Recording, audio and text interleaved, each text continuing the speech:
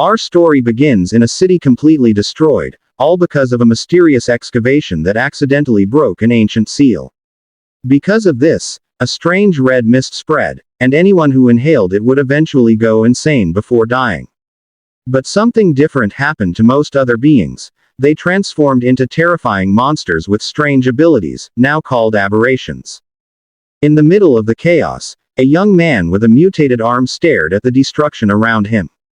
Wherever the aberrations went, they left behind trails of ruin, turning entire cities into rubble.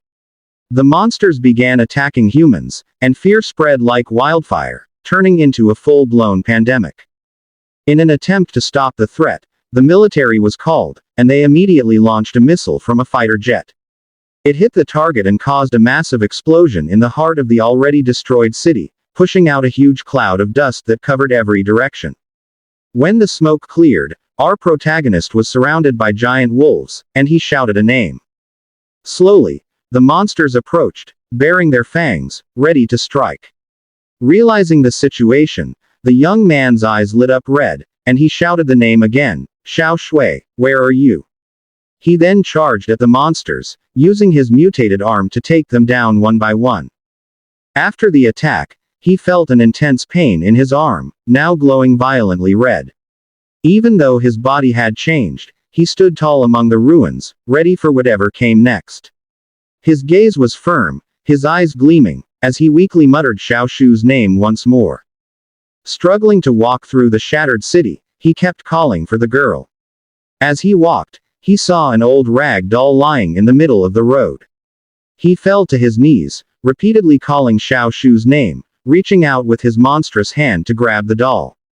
But before he could touch it, his arm turned back into human form. A tear of blood rolled down his cheek as he stared at the doll. Alone in the ruined city, he screamed into the emptiness, desperately asking where she was. The story then shifted back to 3 days before all this, when news reported about the mysterious red mist spreading in many places. People were advised not to panic, to stay indoors, and avoid going out unless necessary. Inside a car, we see our protagonist and Xiao Shu stuck in heavy traffic. A soldier knocked angrily on the window, shouting at them to move their car immediately. Soldiers filled the streets, and the protagonist's father complained that politicians could never be trusted. He said the soldiers were sent just to make people believe this was a normal disaster. Xiao Shu admitted she was scared, but the protagonist calmed her, saying everything would be fine as long as they were together. Quietly, he observed the chaos, realizing this was turning into something bigger. He wondered about the strange red mist that soldiers were watching in the sky. Suddenly, a car exploded on the overpass, crashing through the barrier and falling directly toward them. Everyone inside was shocked, and the father was horrified by what he saw.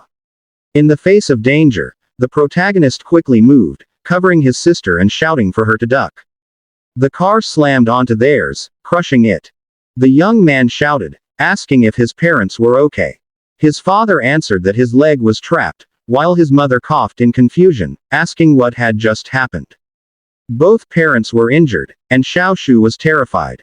Then, the protagonist looked outside and asked, "What's that?" A massive creature resembling a dragon appeared, wreaking havoc. Soldiers immediately opened fire as people fled in all directions, terrified of the monster. Still trapped, the father shouted for them to get out of the car. The protagonist forcefully kicked the door open, quickly guiding his sister out. He tried to open the front door where his mother was seated but couldn't. His parents begged him to take his sister and run, but he refused to leave them. Xiao Shu trembled in fear as a monster attacked a person right before her eyes. In desperation, their mother grabbed her son and screamed, "Run!" Now, with a sorrowful smile, she told him to take care of Xiao Shu, reminding him he was the older brother. At that moment, a burst of red energy erupted, throwing the siblings to the ground. A massive wolf appeared before them, ready to attack. In fear, both siblings screamed for their parents, who were still trapped in the car. The wolf, its glowing red eyes fixed on them, bared its fangs. The girl wanted to run back to save their parents, but the young man held her back as the wolf drew closer. Above, a giant flying monster added to the chaos in the city. It wasn't only animals. Everything turned into monsters. Even people went insane, fighting in the middle of the streets. While running for their lives, the young man wondered what was happening to the world. More monsters appeared, crawling on buildings and wandering through the ruined streets.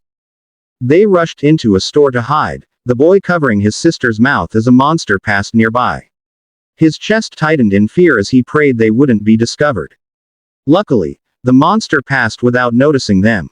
Relieved, he hugged his sister and told her they were safe for now. But then Xiao Shu screamed in pain as red veins appeared on her face. Alarmed, he held her and asked what was wrong.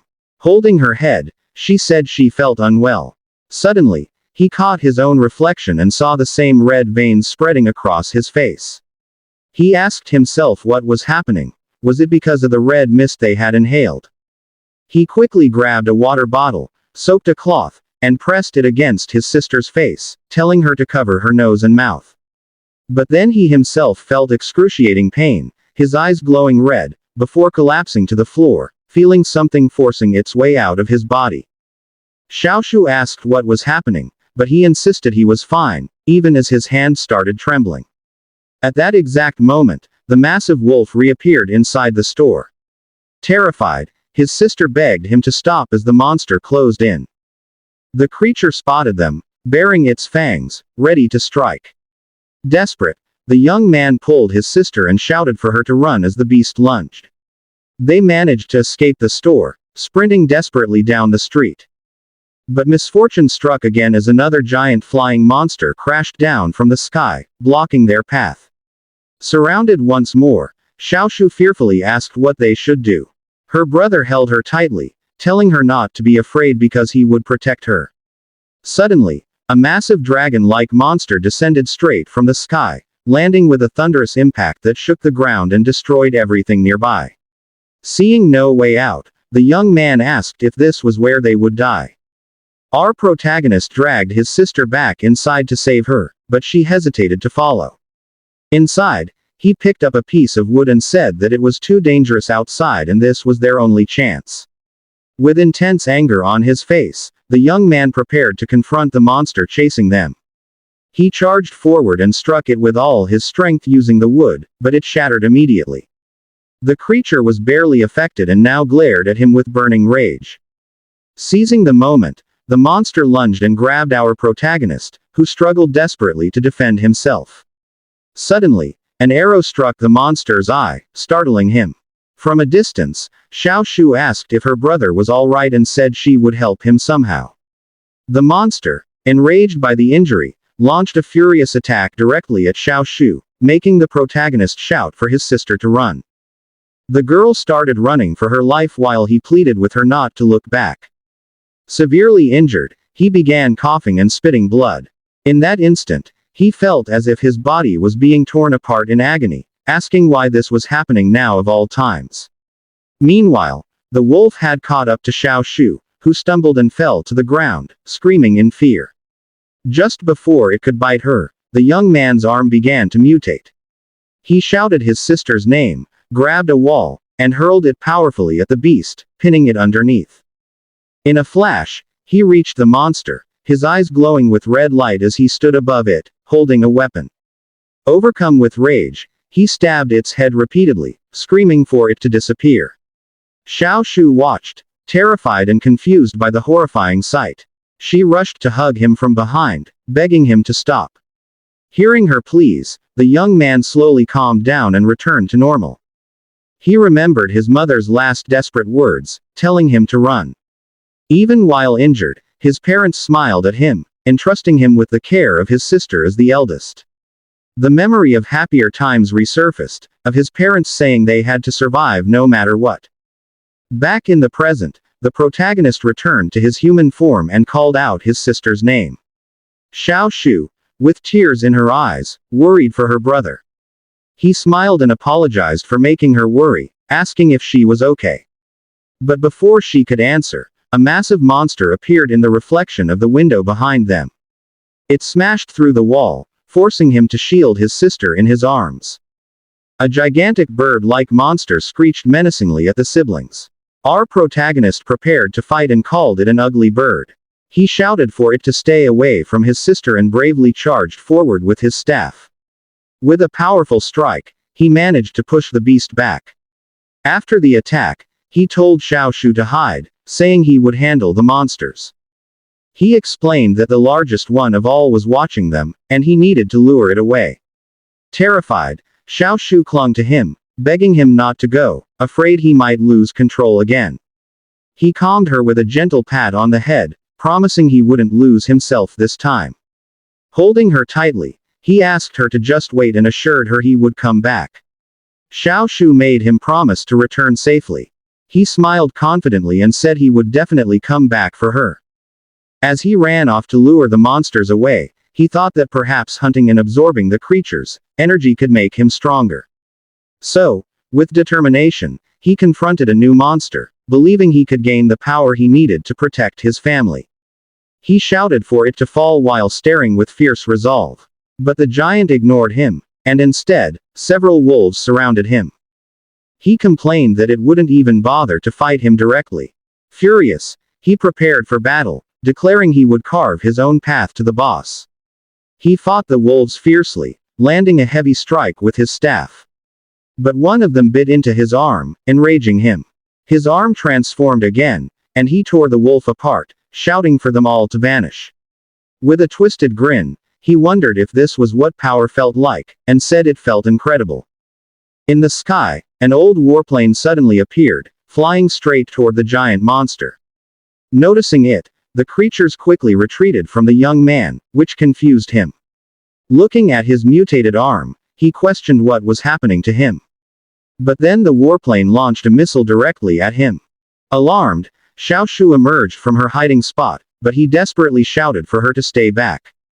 The missile struck the ground, triggering a massive explosion that destroyed everything nearby. The warplane flew overhead as someone said there was still a survivor. Soldiers arrived but decided to abandon the protagonist, claiming he was infected, and took only Xiaoshu with them. One of the soldiers grabbed the girl and rushed her away. Left behind, our young man lay helpless on the ground, stretching his hand out and calling his sister's name as he was left behind. Surrounded by raging flames, there was sadness and resentment on Xiaoshu's face as she asked her brother a painful question: why didn't he save her? Why didn't he come for her? Meanwhile, the young man desperately shouted his sister's name. In the fire of the nightmare engulfing him, the form of his transformed arm could be seen. And then, our protagonist suddenly woke up, gasping for breath and drenched in sweat from the terrifying nightmare. Holding his head, he cursed, realizing that the same nightmare had returned again, and wondered where his sister was now, since it had already been half a year. Fortunately, his secret was still safe. He stood up, took his things for work, and recalled all the shelters he had searched. Yet he did not find a single trace of Xiaoshu. Because of this, he joined the border patrol, hoping it would be easier for him to search. Now, the base of Shishi City was shown. A place that had clearly lost its former glory, now ruined and broken. There, he was greeted by the captain, Jia Jun, and immediately apologized for being late to his shift. But the captain had no patience. He kicked him hard and called him a useless rookie. He was ordered to climb the watchtower and was threatened not to make mistakes. From above, our protagonist saw the whole city and the red mist that had destroyed it 6 months ago. He stared at the tower, wondering if the monster he once saw was still there. While smoking a cigarette, the captain said that if the special unit couldn't handle that thing, then there was nothing they could do. A soldier mentioned that the special unit was famous, but the captain only laughed, doubting if it was even possible for them to fail. Another soldier said that the unit had already killed countless aberrations since then. Meanwhile, our protagonist grew irritated by the smell of the red mist, which seemed to make the monsters even fiercer. Then he noticed something strange: the crimson mist was moving abnormally. And then he realized that something was approaching, and it was moving fast. One of the soldiers quickly gave a warning, but the captain only silenced him. The soldier insisted on explaining why the mist seemed to be heading directly toward them. The captain's eyes widened when he saw that the special response unit itself was running away, fleeing for their lives. The soldiers asked what was happening, but the captain shouted for them to retreat immediately. Suddenly, one of them was struck, and the captain panicked, shouting for everyone to fall back. But then a sharp claw suddenly grabbed the captain, making him scream in fear. From the darkness, a giant monster emerged, and the captain thought that this was the end for him. From the tower, our protagonist heard the desperate screams as everyone struggled to escape. Amidst the chaos, he decided to jump down from above to help. At that moment, a bolt of lightning struck the ground, right in front of the giant creature. Our protagonist used his transformed arm and brought down one monster. But a much larger aberration appeared immediately, intending to swallow him whole.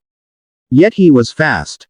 He struck a powerful blow and cut off the monster's head, adding to his count. With his monstrous hand, he began absorbing the energy from the defeated aberration. He felt himself growing stronger and wondered what would happen if he could absorb even more. At that point, more monsters appeared, but he continued his count. With a grin on his face, he told the monsters, "Don't disappoint me." Suddenly, a beam of energy struck one of the creatures. Shocked, he turned, wondering who had come to help. And then, the captain of the Blazing Blood Detachment, Song Rui, appeared, wearing a serious expression. Our protagonist grew nervous when he realized that this man was part of the Special Response Unit. He quickly tried to return his arm to normal before it could be noticed. But Song Rui wasn't interested in any explanation. Instead, he ordered them to wipe out all the remaining monsters. The soldiers moved quickly and immediately surrounded our protagonist. He raised his hands and introduced himself, but the captain still ordered them to fire. But instead of him being hit, the soldiers destroyed the aberration standing right behind him. They confirmed the target was finished, as the monster's body slowly disintegrated. Then Song Rui approached slowly, asking about his weapon. And at that moment, our protagonist realized he was doomed. He had no answer. The captain ordered all units to retreat from the outpost to the temporary defensive line, and at the new location a guard announced that no one would be allowed to enter without Officer Song's permission. The leader glanced at a tablet containing the incident report, which recorded a total of 37 casualties. 2 from the Special Response Unit of the Ember Blood Squad, and 30 from the patrol team, ending the casualty report for this incident. This made our protagonist nervous, as it seemed he would be the next to be targeted. Tied to a chair, he asked why he was imprisoned when he too was a victim, but the woman pointed out that he had abandoned his post for 2 hours, and the attack occurred upon his return. Why did he think they owed him an explanation? Forced to come up with an excuse, he gave a flimsy reason, claiming he had only dozed off nearby and informed his captain. Suddenly, a soldier entered and reported that he was often late and never scolded by the captain. Enraged, he glared and warned the soldier not to drag the captain into this. The officer merely observed the scene and remarked that their patrol team seemed to have many problems. Meanwhile, far away, the captain he had saved lay wrapped like a mummy in a hospital bed, suddenly sneezing violently with blood, worrying the soldier guarding him. The doctor assured him not to worry, saying he wouldn't die yet, as all his test results were normal. The soldier asked if that was really normal. Back in the interrogation, the woman looked at the protagonist's file and noted that he had only passed basic training for nearly 3 months. In the last battle, 2 members of the Special Response Unit died, raising suspicion about how he had survived. He defended himself by saying he was simply afraid of dying and, being a former track team member, ran away quickly when he saw the Crimson Mist approaching. The captain asked why he had joined the army at all if he was afraid of death. Did he have no purpose? In his mind, he revealed his true reasons: to search for his sister, and to absorb strength from monsters to become stronger. For 6 months, he had been alone, wandering through ruins in search of his sister. He was gradually learning to control his transformation between beast and human form. During that half-year, he avoided people like a lone wolf, using primitive methods to search through every ruin and visiting every human settlement just to find his sister. The captain approached him, accusing him of being a coward who abandoned his post and hid information. She seriously asked if he understood the punishment that awaited him, prompting him to ask if she meant to finish him off. She drew closer and asked about his hands, making him realize she had seen his arm. She whispered in his ear, asking why he lied and what his true purpose was. Suddenly, a violent earthquake shook the entire place, forcing everyone to prepare. The captain asked if it was an earthquake, but the protagonist felt a familiar sensation. He quickly stood and shouted for them to run because a horde of monsters was approaching, but the officer didn't believe him and accused him of trying to escape. She used a strange electric power to knock him to the floor, demanding if he was disregarding her. Other guards worriedly told her to calm down as she was going too far. With the impact, the floor gave way, and they all fell together into a deep pit. After the fall, they found themselves in a dark place, and the officer wondered where they were. Still in chains, the protagonist noticed they seemed to be in an underground area. Irritated by the darkness, the leader ordered one of her men to provide light immediately. A soldier called him a disaster, but he retorted that they could report him once they got out. One soldier pulled out a glow stick and lit it, revealing that they were inside a massive labyrinth likely dug out by monsters. The leader ordered everyone to calm down and perform a weapons check, then grabbed her rifle and commanded them to stay in formation and guard the rear. Suddenly, a strange sound echoed through the cave walls, making everyone uneasy. The protagonist sensed something in one direction and stared. A soldier asked what he was doing, and he replied that he heard wind, which excited the soldier, thinking it might be an exit. The soldier checked and confirmed there was indeed a breeze, praising the protagonist's sharp hearing. He saw a light, but suddenly an insect monster appeared, causing the protagonist to shout at him to get away. It fired a strange projectile that nearly hit the soldier, and the captain immediately retaliated with gunfire. The creature's sticky fluid seeped into the ground, and the protagonist warned them not to let it get close. The leader scolded the soldier for acting without orders, and he nervously agreed out of fear. The woman glanced at the protagonist and said that once they got out, he would have much to explain. The protagonist realized that the officer knew his secret but hadn't exposed him yet, leaving him wondering about her game. Suddenly, the strange sound echoed again, and they realized more were coming. A massive swarm of insect monsters emerged, all with glowing red eyes and sharp teeth, surrounding them in a terrifying horde that drove one soldier into panic. A soldier cursed and asked why there were so many insects here. The protagonist declared that they were now facing a huge problem. The monsters charged, ready to pounce on the surrounded group, but the leader wasted no time and immediately opened fire to try and create a path, forcing everyone to run while continuously shooting at the relentless monsters chasing them. The officer shouted at our protagonist not to stop running, saying now was not the time to hesitate. He then noticed that the chase had suddenly stopped and pointed out that the entire horde seemed to halt, making them all look ahead where a soldier pointed toward a massive cave. Inside, they saw a colossal monster absorbing the crimson mist. From there, it began gathering the mist into a red energy ball in its mouth. Sensing the imminent danger, our protagonist shouted to warn them all to be careful because that thing was extremely dangerous. The officer used her weapon and fired at the monster from afar, but the creature immediately released an immensely powerful red beam of energy in their direction. The purple energy from the leader clashed in the air with the crimson beam of the beast, and the woman's attack struck the monster's face, causing it to stagger slightly. Meanwhile, the monster's attack nearly reached the leader's face, and someone shouted to warn her to dodge, but our protagonist quickly leapt in front of her and used his transformed arm to block the beam. Shocked, the officer stared at his arm, but he said he would explain everything once they made it out alive. Facing the massive creature, he vowed that once this was over, he would tell the whole truth, causing the officer to worry since even her attacks had no effect, but he only smiled confidently and told her not to worry as he turned to fight.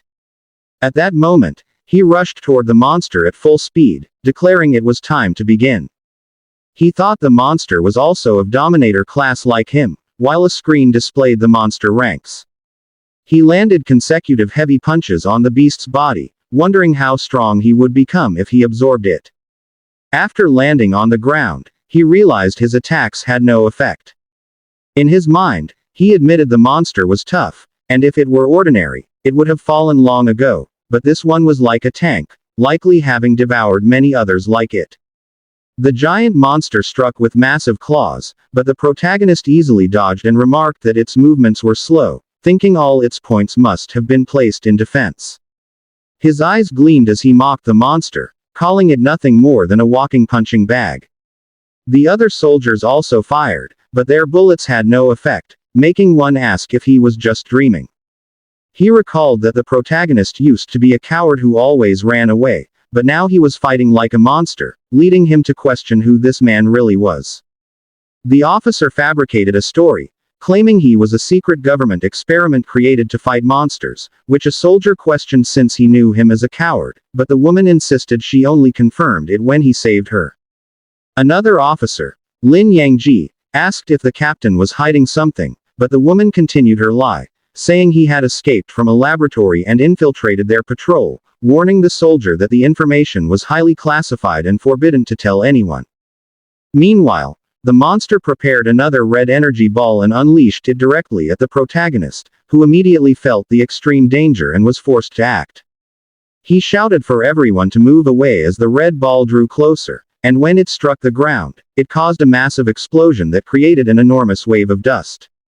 As the smoke gradually cleared, the officer stood, still alive though shocked, along with the soldier who had survived and was astonished to still be intact after the blast. That was when he noticed Officer Yangji had shielded him, and he called his name in worry. Yangji's leg was severely injured, but he accepted it as a fair trade for a life. The wounded officer said he didn't become a soldier just to fight monsters but to protect humanity, and that he would never abandon his comrades. On the other hand, the monster struck again with its claws, hurling the protagonist far away. Lying on the ground, he cursed when he noticed the mist's energy had run out, his arm reverting to normal, leaving him completely powerless. He faced the Dominator-class creature and realized the situation had only become worse. Suddenly, a loud gunshot rang out, followed by an explosion that struck the monster's head, surprising our protagonist. He turned and remembered the leader, Song Rui. She called out to him, telling him he must not die here because there were still many things he needed to explain to her. After being hit by the purple beam, the monster only stared at the woman and seemed to laugh. She was shocked by the creature's reaction and asked if it was really mocking her attack. Right after, the red mist poured out from the rifts and went straight toward the colossal monster.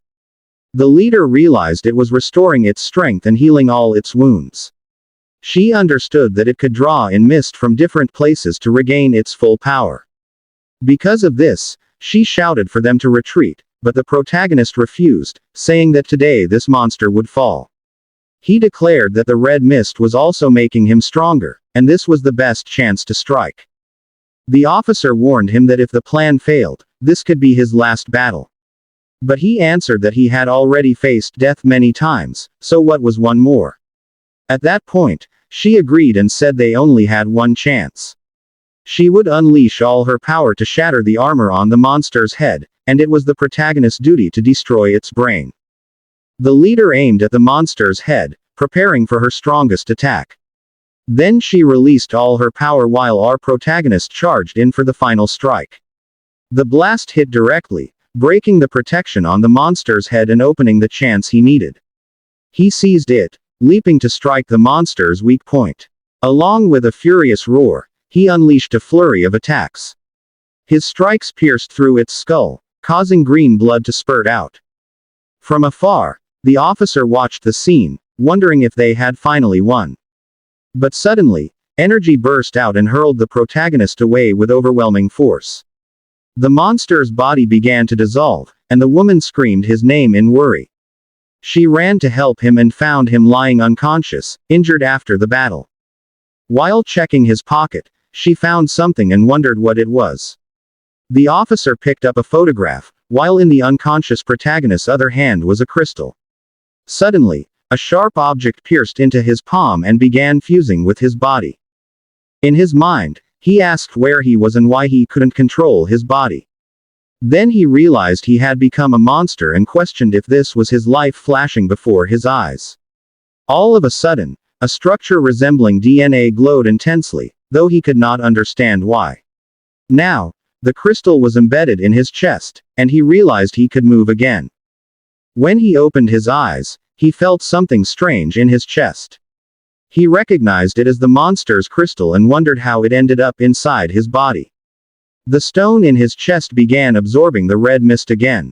He understood that the crystal could store the mist, and because of this, he would no longer lose control.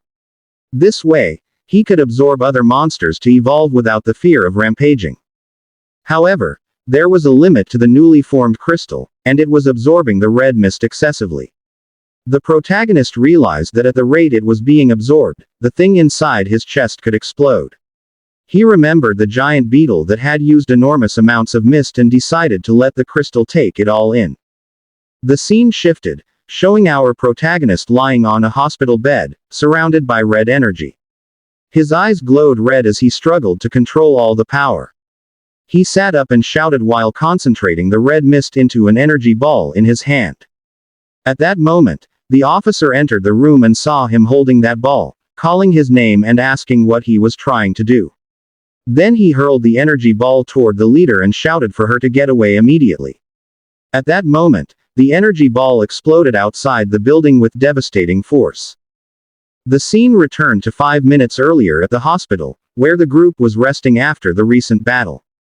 A soldier approached the captain and mentioned Deputy Lin's leg, but she assured him it was fine. In his room, Deputy Lin asked what the truth really was about our protagonist.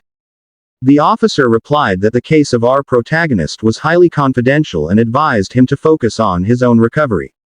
She also told him that she had already requested his transfer to the logistics department so he could rest. She informed him that she would faithfully report everything to his father, Chief Song Lien. Deputy Lin pressed further, but she immediately cut the communication and ordered him not to go anywhere. Moments later, as she walked down the hallway, she asked a guard where our protagonist was. The soldier informed her he was in room 314, and she was escorted there right away. Upon reaching the door, she ordered the guard to stand watch and not let anyone in. When she opened the door, she found our protagonist holding a red energy ball. He was already losing control, so the officer called out to him in worry. But our protagonist shouted for her to get away and immediately hurled the ball in her direction. She quickly ducked to avoid the attack that flew past at incredible speed. The energy ball exploded outside the room, nearly hitting the guard. The blast shot into the air and struck 3 abandoned buildings nearby, completely destroying them in its path. From his room, Deputy Lin saw the destruction and wondered how the captain would cover up the incident. Meanwhile, the poor guard collapsed in fear, trembling as he muttered that he was always unlucky, begging for help since he didn't want to die yet. The officer recognized the beetle's attack and asked how our protagonist was able to use its ability. With a serious look, she turned to him and said he had a lot of explaining to do. The scene shifted to the rooftop of the hospital, where they had a serious conversation. With her arms crossed, she asked if he could absorb monster cores and learn their techniques. Our protagonist explained that he could absorb and store the red mist, and the crystal in his chest would automatically adjust. The captain gave him a mocking smile, saying he truly had many special qualities. Our protagonist admitted he had indeed gained their strength, but he feared that he might also turn into a monster. At that moment, he looked her in the eyes and asked if someone like him could still be considered human. She answered that he was different, and everything depended on how he used his power. The captain continued, saying that his strength was both a danger and a powerful weapon. She then laid out 2 paths. The first was for him to join her team as a reserve soldier, and the second was to be treated as a threat and eradicated like the other creatures. Our protagonist repeated the word, eradicated, with a serious expression. She pointed toward the destroyed buildings and asked if he thought the city's troops could really handle him. She called him arrogant and offered him several benefits if he joined her unit. But he doubted her and asked why she would risk recruiting someone like him. The officer admitted that she needed him for a specific purpose but insisted they were not enemies. She gave him a mysterious look, as if still hiding something from him. Then she handed him something, saying he could treat it as a deal. When he saw it, our protagonist was shocked. It was a photo of him and his younger sister. Stunned, he asked how she had gotten it. The woman told him not to underestimate her and offered to help him find his sister using her intelligence network. Our protagonist realized that on his own he had limits, and the investigation would be much easier if someone of high rank was involved. He accepted the deal but stated that since she was desperate to have him, he had one condition. With a playful smile and his hand behind his head, he demanded higher pay since he had spent everything searching for his sister. The captain approved him as a reserve soldier with the highest salary and ordered that his papers be processed. Our protagonist gave a respectful gesture and said he would go to the patrol team to arrange his transfer. As he walked away, he suddenly seemed to recall something important, pausing slightly in deep thought. The captain informed him that she had paid for the hospital damages but would deduct it from his salary. A flash of memory passed through his mind, of a wounded man he had promised to save. Watching him walk away, she felt that this young man was the key to what she sought. She believed our protagonist held the secret to turning a monster back into a human. And our protagonist arrived at the Chishi City Patrol building to process his transfer, and at that moment he asked the man who got down from the military truck if he was also heading to the Special Response Unit. The man introduced himself as a trusted aide of Captain Song and Deputy Lin and said that they should work together since both of them were praised by their respective captains, but our protagonist tried to recall the boy's name and realized he had never paid attention to him. Suddenly he waved to someone, excitedly saying that Captain Ja was fine and had recovered, so our protagonist looked in the direction he was pointing and saw the captain surrounded by several soldiers. A big thug immediately mocked Captain Ja, reminding him that he was attacked just because of a woman. This was Zhang Shi, who instantly kicked him and called him a government beggar. Yan Hao could not stand that cowardly act and quickly rushed forward, but he was easily defeated and thrown to the ground. Zhang Shi grabbed Ja by the jaw and threatened him, forcing him to kneel and lick his shoes, while warning that if Ja did not obey, he would break the young man's arm so he would need crutches. The wounded captain trembled with rage and humiliation and was about to kneel little by little to protect his comrade, but our protagonist stopped him and said there was no need to kneel.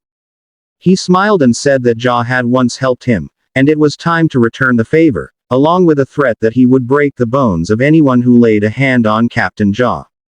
The men were shocked and could not believe our protagonist's boldness, so in anger they charged at him shouting that he was seeking death, but he was not nervous at all and prepared for battle with a cold expression. He swiftly kicked the first one and began counting, elbowed the second, swept the legs of the third until he fell, and punched the fourth with full force, sending him flying and crashing into the wall that left a small crack. In just a few seconds, all the thugs were lying on the ground, completely defeated. One of them widened his eyes and shouted that their captain was an E-rank warrior and wondered how the protagonist could be that fast. He quickly pulled out a gun and called him trash of the patrol team, but our protagonist only smiled and fearlessly dodged the bullet, swiftly disarmed him, and said that the problem was he was too slow. The shot was far too slow, then crushed the gun with his bare hand and added that the man did not even reach 1% of Song Rui's speed. Because of this, the thug drew a knife and angrily charged, but our protagonist immediately grabbed his arm and effortlessly restrained him, held him by the neck and asked if he was the one who would make Captain Ja kneel, but before he could explain it was too late. With a cold glare, our protagonist said it was time for him to be brought down, and with full strength he slammed the thug onto the floor, creating a large crack. He lost consciousness right in the middle of the fissure he had made.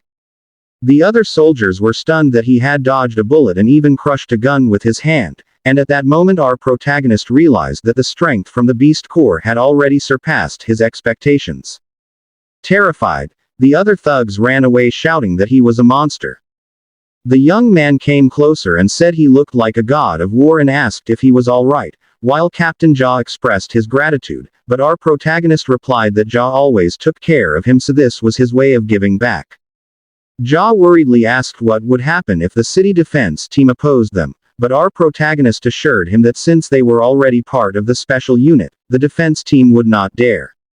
At the temporary base of the Chishi City Special Response Unit, he was asked if his transfer papers were completed, and the captain confirmed that everything was settled and he had already submitted the application to join the headquarters team, showing the tablet with the approved form for evaluation. Our protagonist praised his efficiency and asked if he was officially a member, but the woman reminded him not to be hasty because the real test was still ahead. He needed to leave immediately for headquarters in Huching for the Burning Blood Combat Division evaluation. The woman said she believed it would not be a problem for him, and with confidence our protagonist replied that he would set a new record. As they traveled toward Hucheng City, the convoy of military vehicles sped across the long bridge. It was a large convoy, lined with war vehicles. Song Rui spoke, saying that they had arrived at Hucheng, the capital where the headquarters of Burning Blood was located. Immediately, our protagonist asked about the ranks and how they were determined, pointing to the soldier beside him and even calling him weak. The soldier could only scratch his head and force a smile, saying he could at least take punches. But our protagonist asked if he would also join the evaluation. Song Rui explained that he already belonged to the logistics team, not the combat team, so he didn't need an evaluation. But the soldier suddenly interjected, saying that the logistics team also fought, and one day, they might need him too. Song Rui continued explaining that since they had plenty of time, she would tell him what she knew. People with special abilities were called warriors, ranked from S to E. The headquarters, Special Response Unit had its own rating system. The main criteria were physical strength and endurance. Likewise, the monsters they fought were divided into 5 levels based on the danger they posed. She laid out that each warrior rank corresponded to a specific class of monster. She also mentioned the Beast Core, which immediately confused our protagonist. Yan Hao explained that humans only awaken special abilities when interacting with a Beast Core. He added that talent, luck, and physical condition affected affinity, and if it was high, one could gain multiple abilities. But if you absorbed only a single core, you could only reach rank E. Suddenly, the vehicle stopped. A guard blocked the convoy and said the road was closed, forcing them to turn. Song Rui grew annoyed and asked why they were blocking the Special Response Unit. On the side, a luxurious car with a strange symbol on its door caught the captain's attention. She wondered why someone from the Green Vine group was there and felt uneasy. An hour later, they finally arrived at the evaluation site of Burning Blood, where many new recruits had already gathered. The head examiner, Lin Yongxin, came out and introduced himself. He declared that no matter what their pasts were, here they had to follow the rules. He strictly warned that he would not tolerate cheating, and the weak would surely not pass. He then announced that the first test was the physical assessment and signaled everyone to begin. In the first part, our protagonist ran 100 meters while carrying 50 kilos, finishing in just 5.10 seconds. In the strength test with electromagnetic dumbbells, other recruits struggled to lift the weight, but he effortlessly raised 500 kilos with one hand, shocking everyone. Next came the striking power test. With a powerful punch to the machine that measured force, his blow was so strong it broke the machine, which only displayed an error message, unable to calculate the result. 10 minutes later, he approached the examiner and said he had completed all the challenges. The examiner confirmed it and announced that our protagonist's total score was 198. All the recruits were stunned, as the previous highest record was only 140. Some doubted him and asked if he had cheated. One staff member even reminded instructor Lin that the record for newcomers was just 140. At that moment, Zheng Jin, the captain's brother from Chishi, suddenly appeared, saying he didn't believe our protagonist's results. The examiner grew annoyed, saying he had personally supervised the test and even had a recording, asking if Zheng Jin was accusing him. Zheng Jin backed down, pretending he was only curious, but his smile hinted at ulterior motives. He even approached our protagonist and asked if he was Yan Hao from the Chishi City Patrol team. He claimed he only wanted to greet him since they were from the same place. But in his mind, he still vividly remembered his brother's humiliation and vowed to make our protagonist pay tenfold. Quietly, our protagonist observed him leave, pondering his comment about them being from the same city. The examiner then explained further, introducing Jung Jin as one of the rich sons from the Shishi defense team, and asked if he knew him. Our protagonist replied no. At that moment, he fully realized how rotten the city's entire defense system was. Finally, the examiner announced the results of the physical test, listing the ranks of several recruits, and declared that the first place went to Yan Hao, who scored 198 points. A blonde-haired woman smiled, thinking she had only come to the assessment for fun, but she couldn't believe there was such a strong newcomer this year. She grew interested in our protagonist and decided she would study how to get closer to him. Her name was Jin Ying, a senior researcher of the Technical Intelligence Bureau. Inside a dorm room, we see Jong Jin alone, sitting with a tablet in front of him where he is speaking to someone. Annoyed, he said that he should have gotten first place in the previous test. Angrily, he complained that two monsters suddenly appeared and ruined his plan. The person on the tablet shouted at him, saying that if he weren't the brother of the dog from the Green Vine group, would he even be qualified for the assessment? He was warned that he had only one chance, so he should not waste it. With a serious face, he clenched his fist tightly and decided he must get into the Burning Blood Core, for the sake of his brother. The scene shifted to the Beast Core testing station, where the recruits were lined up, including our protagonist. The instructor explained how the next test would proceed. Each one must wear a special wrist guard and then insert the core. Once activated, the device would light up and the evaluation would begin. The instructor warned that if the affinity result fell below 40%, it would be an automatic failure. He also briefly explained what a beast core was. He said that only high-level monsters could produce it, and the quality of the core depended on the strength of the creature that left it behind. Each core could grant different types of abilities, from elemental to support skills. However, he clarified that the wrist guard they were using now was the weakest one, only for testing affinity, and did not grant real abilities. After the explanation, the instructor seriously announced that the affinity test would begin. The first recruit stepped up and took the test. Unfortunately, the result was only 39%. He collapsed to the ground in despair, shouting that he had even placed fifth in the physical test, so he could not understand why he failed. Next came another candidate who got 56%. The man shouted with joy, almost crying with happiness that he could now join the Blazing Blood. After that, Jong Jin's name was called. He walked to the testing platform, his red eyes gleaming. He took the core, put on the wrist guard, and inserted the gem into the device. With an angry expression, he shouted at the core to obey him. From his body spread a red aura. The result came out. 60% affinity. That meant he was a D rank warrior. The other recruits were shocked because the highest until then had only been 56%. With an arrogant grin, he called everyone trash, proudly declaring that he was the strongest among them all. Meanwhile, our protagonist calmly observed Jong Jin as he walked away. Soon after, Jin Ying approached. She asked him if he was from Shishi City. How could that be, since she had never heard of someone strong like him before? She introduced herself as the know-it-all of the intelligence agency. She even praised him, saying it was impressive that he had slipped past their radar. She directly asked him about the incident of the crimson fog that had spread in Shishi City the other day. Our protagonist pretended not to know what she was talking about. Jin Ying only smiled and said it was fine, that she was simply very interested in him. As she leapt away, she smiled meaningfully. Our protagonist seized the opportunity to ask for information. He called her Miss Know-It-All and asked if he could request some information. The girl smiled and winked, saying she would help him but under one condition: he needed to score higher than her. If that happened, she was willing to give him any information he wanted. Just then, the instructor called the girl's name for her turn. She walked to the platform energetically, her confidence evident. When she reached the center, she asked everyone to pay close attention to what she was about to do. She even boasted that she, as a woman, would break Zhang Jin's record.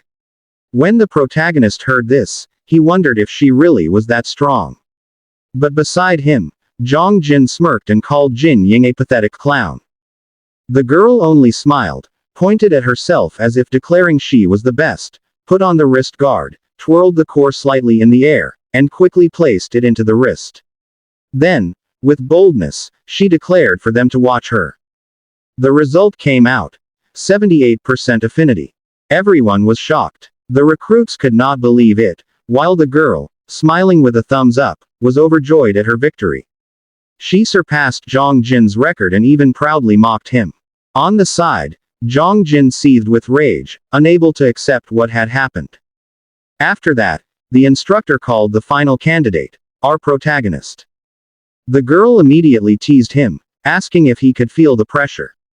In our protagonist's mind, he realized she was not bluffing, she truly was strong. He walked to the platform calmly, thinking to himself that they should just watch. He knew he needed to win here to get information about Xiao Shu.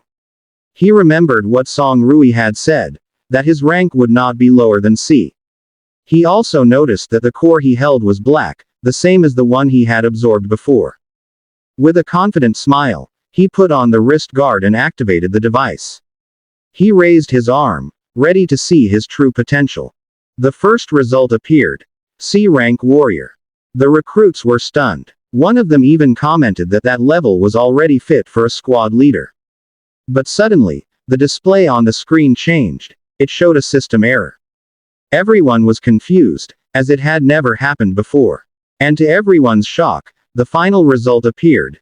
0% affinity. Everyone was stunned, especially our protagonist. He could not understand what had happened. Zhang Jin started laughing and called him a big loser, mocking him that even the beast core rejected him.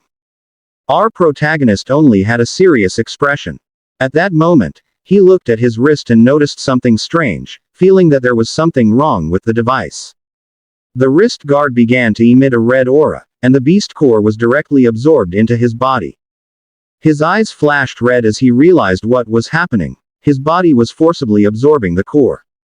The blonde woman ran to the computer, unable to believe the result. She shouted that this had never happened before, the lowest they had seen in the past was 1%. But with a smile full of joy, she said she needed to record it, adding that her old man would surely be happy with the news. Meanwhile, Zhang Jin smirked maliciously from the side. It seemed that he had also noticed the strange occurrence with the beast core. He told the instructor that the core had disappeared from the hands of our protagonist, shouting that Yan Hao had stolen the test item. The instructor angrily shouted that the test had malfunctioned and demanded to see the equipment. He ordered our protagonist to raise his hand for inspection. The man was shocked when he saw the wrist guard was empty. He asked where the beast core that should have been there had gone. With hesitation on his face, our protagonist raised his hand and said he had no idea what happened and that the situation was very strange. In his mind, he knew he needed to come up with an excuse quickly, or else he might become an experiment. He decided to gamble everything and pretend that the ongoing transformation was an ability from the core that had vanished. Suddenly, red energy burst from his body, and his arm transformed into a terrifying beast claw. Zhang's eyes widened in disbelief. He asked what kind of thing that was.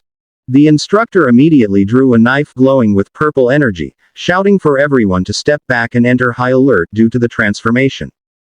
But Jin Ying only grew more excited, her eyes sparkling as she asked if this was what they called beastification. While the instructor remained on guard, he ordered everyone to retreat. Meanwhile, Zhang Jin wondered in his mind if this was truly beastification and if he had been infected. The instructor quickly analyzed the situation, thinking the only option was to take him down. But Jin Ying shouted and tried to speak to our protagonist, calling his name and asking if he could still hear her. Our protagonist turned to her, clearly still in his right mind, and asked what the problem was. The instructor was shocked that he had not lost himself. The man asked if he really had not gone insane. The young man returned to his normal form and made up a story, saying it was an ability from the core that had entered his body on its own. Jin Ying happily grabbed his arm and said he was not insane, but instead had a transformation ability. The instructor smiled and said he was very lucky, explaining that the ability to return from transformation was an extremely rare power. Our protagonist asked who the woman really was and how she knew such things. The woman posed, winked, and said she had told him before. She was just a simple know-it-all, smiling all the while. The instructor then introduced her as Jin Ying, a blazing blood candidate for this term, and that her father was the head of the Technical Intelligence Bureau, the Senior General Jin Ancheng, who oversaw the buying tech department. Jin Ying became annoyed with Instructor Lin and shouted at him that such information was classified, saying he had completely ruined her mysterious aura. The instructor smiled and said the game was over. He reached out his hand and ordered our protagonist to hand over the core. With an awkward expression, our protagonist scratched his head and explained that it was not because he did not want to give it, but because it was now attached to his body and could not be removed. Zhang Jin's eyes widened in frustration, unable to believe that the beast core had really entered his body. He thought to himself that our protagonist was a perfect test subject and that he needed to report this to their group. The scene shifted to a sign reading, Radiology Room. Our protagonist was being prepared to undergo examinations to understand what had happened. Inside the room, he lay on the scanning machine. The doctors were shocked at the results on the monitor. They saw that the core had fully fused into his body and could no longer be removed. At that moment, Jin Ying arrived with her father. One of the doctors asked Director Jin for his opinion. The director replied that the young man should be carefully studied, as he was sure he still held many secrets. Shortly after, two men in uniform entered the room. One of them asked the director about the situation and the origin of our protagonist. The director smiled oddly and complained about the Blazing Blood Corps policy, calling it ridiculous that they still followed the 40% affinity rule. But he was interrupted by the white-haired man, who told him to cut the drama and ordered him to explain what was happening. This man was Song Lian, chief of the General Staff of the Special Response Unit. The director explained that he had led the team that created the machine, so he was more certain than anyone that the zero result was not true. His daughter pulled him, scolded him, and told him to reveal the truth because the suspense was getting boring. With a somewhat mad smile, he revealed that the machine was simply broken. He added that the affinity of our protagonist had never been seen before, saying that the young man had surpassed the theoretical maximum of 100%. Upon hearing this, Song Lian's expression turned serious. He immediately called for the instructor and ordered him to follow him out of the room. Meanwhile, our protagonist was still lying inside the machine. He noticed that the core in his chest was changing from black to red. He remembered that absorbing a strong core earlier had activated the crystal. This time, even a weak core further strengthened the thing inside his body. The purity of the crystal increased and turned bright red. The total storage capacity of the crimson fog rose. The efficiency of absorbing crimson fog also increased. In other words, the stronger the beast, the greater the chance he could absorb them. He realized that he could evolve endlessly if he continued like this. The scene shifts to the headquarters of the Special Response Unit, Blazing Blood. Song Rui angrily says that he is the one who brought the protagonist here. He asks what the problem is if he joins his squad. His father calmly replies, telling him to fix his status and his tone. Then he asks if he has been playing too much and giving attention to AC rank rookie. Song Rui explains that he promised to include him in his group. He says not to make him a soldier who does not keep his promises. His father answers, a soldier's word is for the country, not for one person. He adds that the protagonist is already a member of the Yongxin team, and that cannot be changed. As a fellow Blazing Blood squad leader, does he want to fight for this just to recruit him? He orders his son to return to his post, and that is an order. Song Rui reluctantly agrees, thinking to himself that he will find another way. The scene shifts to the Blazing Blood barracks, where Jin Ying shouts the name of the protagonist. He says there is a big announcement. While raising a paper, he happily announces that a newly discovered nest between Lake City and Redstone City is sending rookie Blazing Blood members for their group. He also informs them that he submitted an application to Instructor Lim for their group. Our protagonist, Yang Hao, who is AC rank, is now officially a member of the Special Response Unit of Blazing Blood, in Lin Yongxing's squad. The protagonist is shocked at the news. A few hours later, they head to Instructor Lim's office. He explains that their mission is to investigate and assess the level of threat. Stay alert. Even though it is a low-level monster nest, it may change due to the red smoke. Jing Ying then tries to act cute while boasting that data collection is his greatest trait, so the protagonist should not worry, he will handle it. The scene shifts again, as the protagonist travels aboard the armored car. Jin Ying explains that the threat levels of monster nests are divided into 4: weak, moderate, strong, and extremely strong. There are also different types such as moderate strength. The low-level nest they are heading to is a kingdom of bees. Its structure is simple, but the internal pathways are complicated. And the most dangerous part is the massive swarm of stinger bees composed of many worker bees and a small number of soldier bees. Hearing this, the protagonist asks if one person really cannot handle the bee nest. Is it really necessary to bring 3 vehicles full of people? Jin Ying answers. These are iron bees, not small honeybees. Suddenly, the soldier driving their vehicle freezes and says something is blocking their way. When the protagonist looks out the window, he sees things flying in the sky, giant bees with glowing red eyes. He shouts, asking if bees are really this big. Jin Ying tells him that he already said earlier. These are iron bees, not honeybees. The driver quickly maneuvers and tells everyone to hold on tight. At that moment, the bees release their stings. Seeing this, Jing Ying shouts that this is not good because iron bees attack using their stingers, and their vehicle's armor cannot withstand it. At that moment, the protagonist shouts. He will fight the bees outside. He thinks this is the perfect chance to test his newly formed move. Holding the car door, it gradually begins to change. Moments later, he steps out of the vehicle with monstrous hands. He yells at his companions to find cover and defend themselves. He will be back. He begins attacking the giant bees using his transformed arms.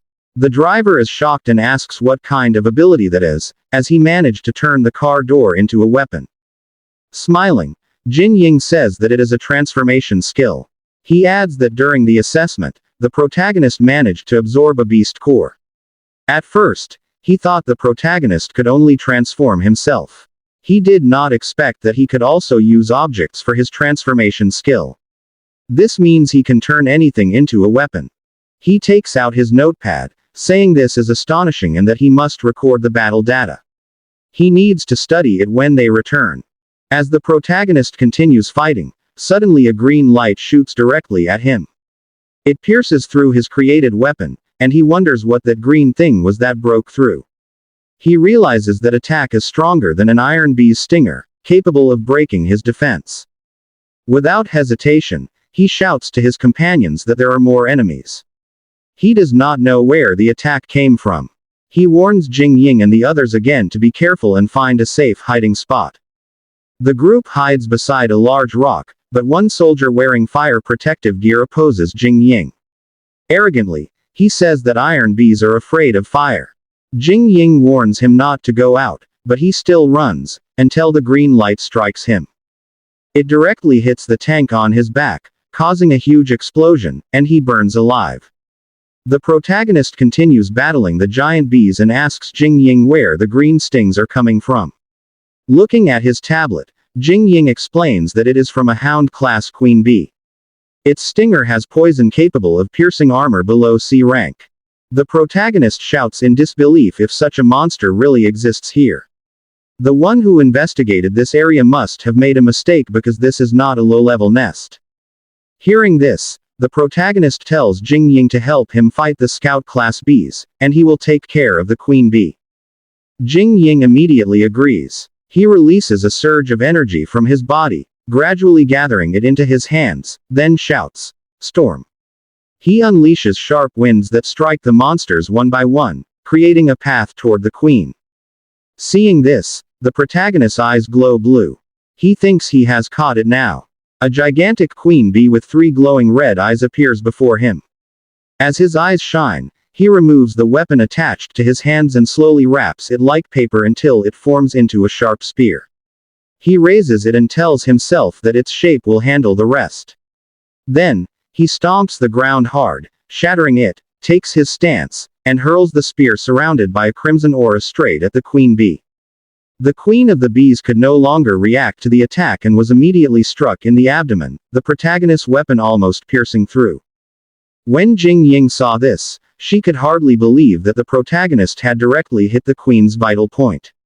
But it was still not completely defeated. Jing Ying even questioned how it gained such power, since it was only a hound class. She thought maybe it was not, but before she could finish her thought, she immediately shouted at the protagonist not to let it escape. However, the protagonist was already close to collapsing from exhaustion after his attack. As the bees escaped with their queen, Jing Ying shouted that the queen would evolve into an overlord class. The protagonist simply lay down and said to let it go, since he had no strength left. He also thought that if he did not obtain any crimson fog, his energy would be quickly depleted. He still needed to save enough energy for the bee queen. With her hands on her waist and smiling, Jing Ying asked the protagonist what he was doing. Was he trying to score low? She told him not to say he needed a girl like her to save him. The protagonist quickly got up and said he was not interested in little girls. Jing Ying became angry and asked who he was calling a little girl. Jing Ying handed him a chocolate bar and told him to eat it and rest for a while. But the protagonist refused and said he was not hungry. Suddenly, a group of soldiers arrived and asked if they were all right. The protagonist answered that they were fine. He added that they should clean up the area, set up a temporary defensive position, and report this immediately. Jing Ying then said she had already reported it. After they had set up, Jing Ying stood on top of the vehicle while watching the hive of the bees. Using a device that detected crimson fog, she said the readings were too low, so they could enter the hive if they wore protective suits. The protagonist then asked if they would not wait for backup. Jing Ying replied that the bee queen was already injured, so this was their chance to gather data and finish it. Moreover, the threat level of this mission had been raised from medium to high. If they could complete this mission above their current rank, imagine the benefits they would gain. The scene shifted to the Special Response Unit headquarters, inside the office of the Chief of Staff. Song Rui's father told the officer that the higher-ups were currently divided. It was not only their group that wanted to develop the protagonist into a high-tier asset. There was also a group of mad scientists who wanted to use him as a test subject. Since the protagonist was special, he ordered the officer not to take his eyes off him. Suddenly, the officer's transmission device rang. When Song Rui's father noticed it, he ordered him to attend to it immediately. The officer agreed. When he answered the call, he almost shouted in disbelief because the threat level of Yan Hao's group's mission had been raised from weak to strong. He even asked his caller if the protagonist and Jing Ying were already inside. When Song Rui's father heard this, he said that Jing Ying might be arrogant, but she was meticulous. She would not issue such a report so easily. He thought something strange was going on. Then, he ordered the officer to dispatch the nearest Blazing Blood unit as support, led by Song Rui, and mobilize them immediately. Their primary objective was to ensure the safety of Jing Ying and Yan Hao. Their secondary objective was to eliminate the beast hives. Suddenly, another officer appeared behind them and reported. The high-ranking officer asked Yongji if he was not supposed to still be in the hospital. Song Rui's father then asked Yongji if he had any objections to having his younger brother continue serving under Song Rui. He ordered him to report to Captain Song Rui immediately and serve as his assistant. He added that this was an order. Officer Lin agreed. Another officer then wondered and asked Song Rui's father if he had also arranged for this person to be assigned to Song Rui before. Song Rui's father did not answer and simply turned away, dismissing them. He thought to himself that he did not know why his son cared so much about the protagonist. But this was the only thing a father could do for his son. The story then returned to the place where the protagonist and Jing Ying were already wearing their protective suits. The protagonist thought that, as members of Blazing Blood, Only he and Jing Ying had the ability to endure crimson fog even with protective combat suits. He expected it to be easy. Before they could enter the hive of bees surrounded by red mist, Jing Ying said that the energy readings on her device had not changed much. However, once the bee queen evolved into overlord class, clearing the hive would become extremely difficult. The protagonist suddenly ordered her to stop, and moments later, the enormous bee queen appeared, furious and with eyes almost blazing red. Jing Ying cursed at the sight, realizing that the mutated iron armor poison stinger queen had fully evolved. Judging by its size and the length of its stinger, it was already comparable to an overlord class. She even shouted that it had truly evolved. She wondered how this was possible, since the crimson fog concentration here was far too low to support rapid evolution. Moreover, it was not only the queen that had evolved, even the poisonous stinger bee class had become stronger. Jing Ying grew frustrated as she looked at her device, saying the crimson fog concentration here was really far below the threat level. She even wondered why her device was not detecting it. Suddenly, Jing Ying weakened, fell to her knees, and coughed. This worried the protagonist, who turned to look at her. While kneeling, Jing Ying suspected that someone had tampered with their protective suit, as its effect against crimson fog seemed weakened. She thought there was a flaw in blazing blood. All at once, the bees attacked, unleashing sharp red stingers. Seeing this, the protagonist quickly pulled Jing Ying and told her to retreat. As they ran, he smirked, thinking that while he was running pointlessly, a fresh supply of crimson fog was being served to him on a silver platter. But first, he needed to get Jing Ying to safety. He could not focus on the battle while distracted. He forcefully kicked down a wall, and they entered a large space. The protagonist told Jing Ying to hide there, as it was a safe and ventilated spot. He also told her to contact headquarters and inform the reinforcements to bring proper protective suits. He added that he would handle the enemy. Jing Ying agreed, saluted him, and said she would update them with all the data from inside and the latest situation. Before the protagonist faced the giant bees, Jing Ying called out to him and warned that if he did not return, she would find him even in hell. The protagonist only smiled and told her not to worry, because he would come back. He then walked toward his enemy, the queen bee. He thought to himself that finally, he had the power to protect the people he cared about.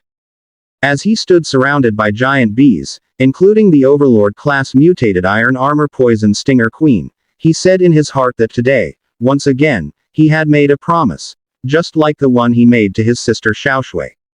He raised his hand, gathering a ball of red energy, challenged his enemy, and declared that he would not fail. As he continued gathering energy in his hand, he thought that this was his only remaining chance. There was still enough crimson fog for one last strike, so he had to be careful. First, he needed to focus, combine it, and gather it all to the very end. In his mind, he kept repeating that he had to unleash it at the right moment. Once again, he stretched out his hand upward and shouted with all his might his skill, Crimson Brush.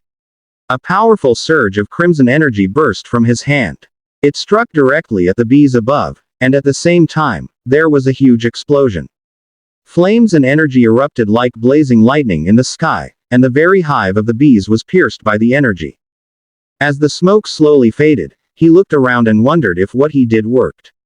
But to his shock, instead of decreasing, the crimson fog around him grew even denser. When he looked up, his face turned pale, the countless bees were barely harmed. To himself, he weakly muttered, "No, this can't be." Meanwhile, 3 minutes before the battle, Jing Ying was busy repairing her device. She studied its readings and noticed that someone had tampered with it earlier.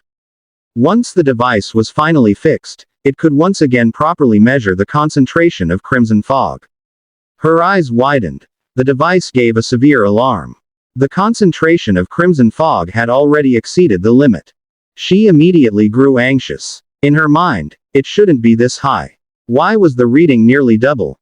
Before she could continue analyzing, a strong gust of wind suddenly hit around her. She moved closer to a small opening and saw where the noise was coming from. She saw a powerful explosion from outside. She thought to herself that this was bad. Because that explosion had definitely stirred the crimson fog, making it even denser. And if it became denser, the bee swarms would absorb it even faster. If that happened, even the weakest scout class would immediately evolve into stronger types like the hound class. Meanwhile, the protagonist was still fighting the bees. For every one he struck down, 2 replaced it. He cursed as his enemies kept multiplying. He could feel that even if he used all of the crimson fog, it was depleting faster than he could recover. At this rate, he would dry up and lose all strength if he continued. As Jing Ying observed, she watched the protagonist's neck. There, she noticed it, clear signs of crimson fog corruption. On top of that, it was obvious that his protective suit had been tampered with. The device continued to ring an alarm. Jing Ying grew restless. She thought that if this continued, the protagonist would lose control and be completely consumed by the crimson fog. Because of this, she quickly gathered energy in her hand. She told herself that she had to remove the crimson fog around the protagonist even if it stopped the fight. She released her skill, a wind pressure bullet aimed directly at the protagonist's position. Right after, she pointed her finger like pressing a button and shouted, "Detonate." The protagonist was startled. He suddenly noticed an energy orb appear right where he stood. Before he could react, he cursed. In his mind, he thought, "Who did this?" He was greatly dismayed because his source of energy was cut off. At the same moment, the bees attacked again. They released green spikes and fired them at him all at once. He immediately used his transformed arms to block them. But 4 spikes struck him. He instantly felt the effect. The poison carried a paralyzing effect. While he was momentarily distracted, suddenly an attack came from behind. He knew he couldn't dodge it. He thought this was the end. But before he was struck, a soldier suddenly appeared. The soldier took the blow for him, the attack piercing his back instead. The protagonist's eyes widened in recognition. "Professor Lin," he shouted. Furiously, Lin answered, "The battle isn't over. Focus."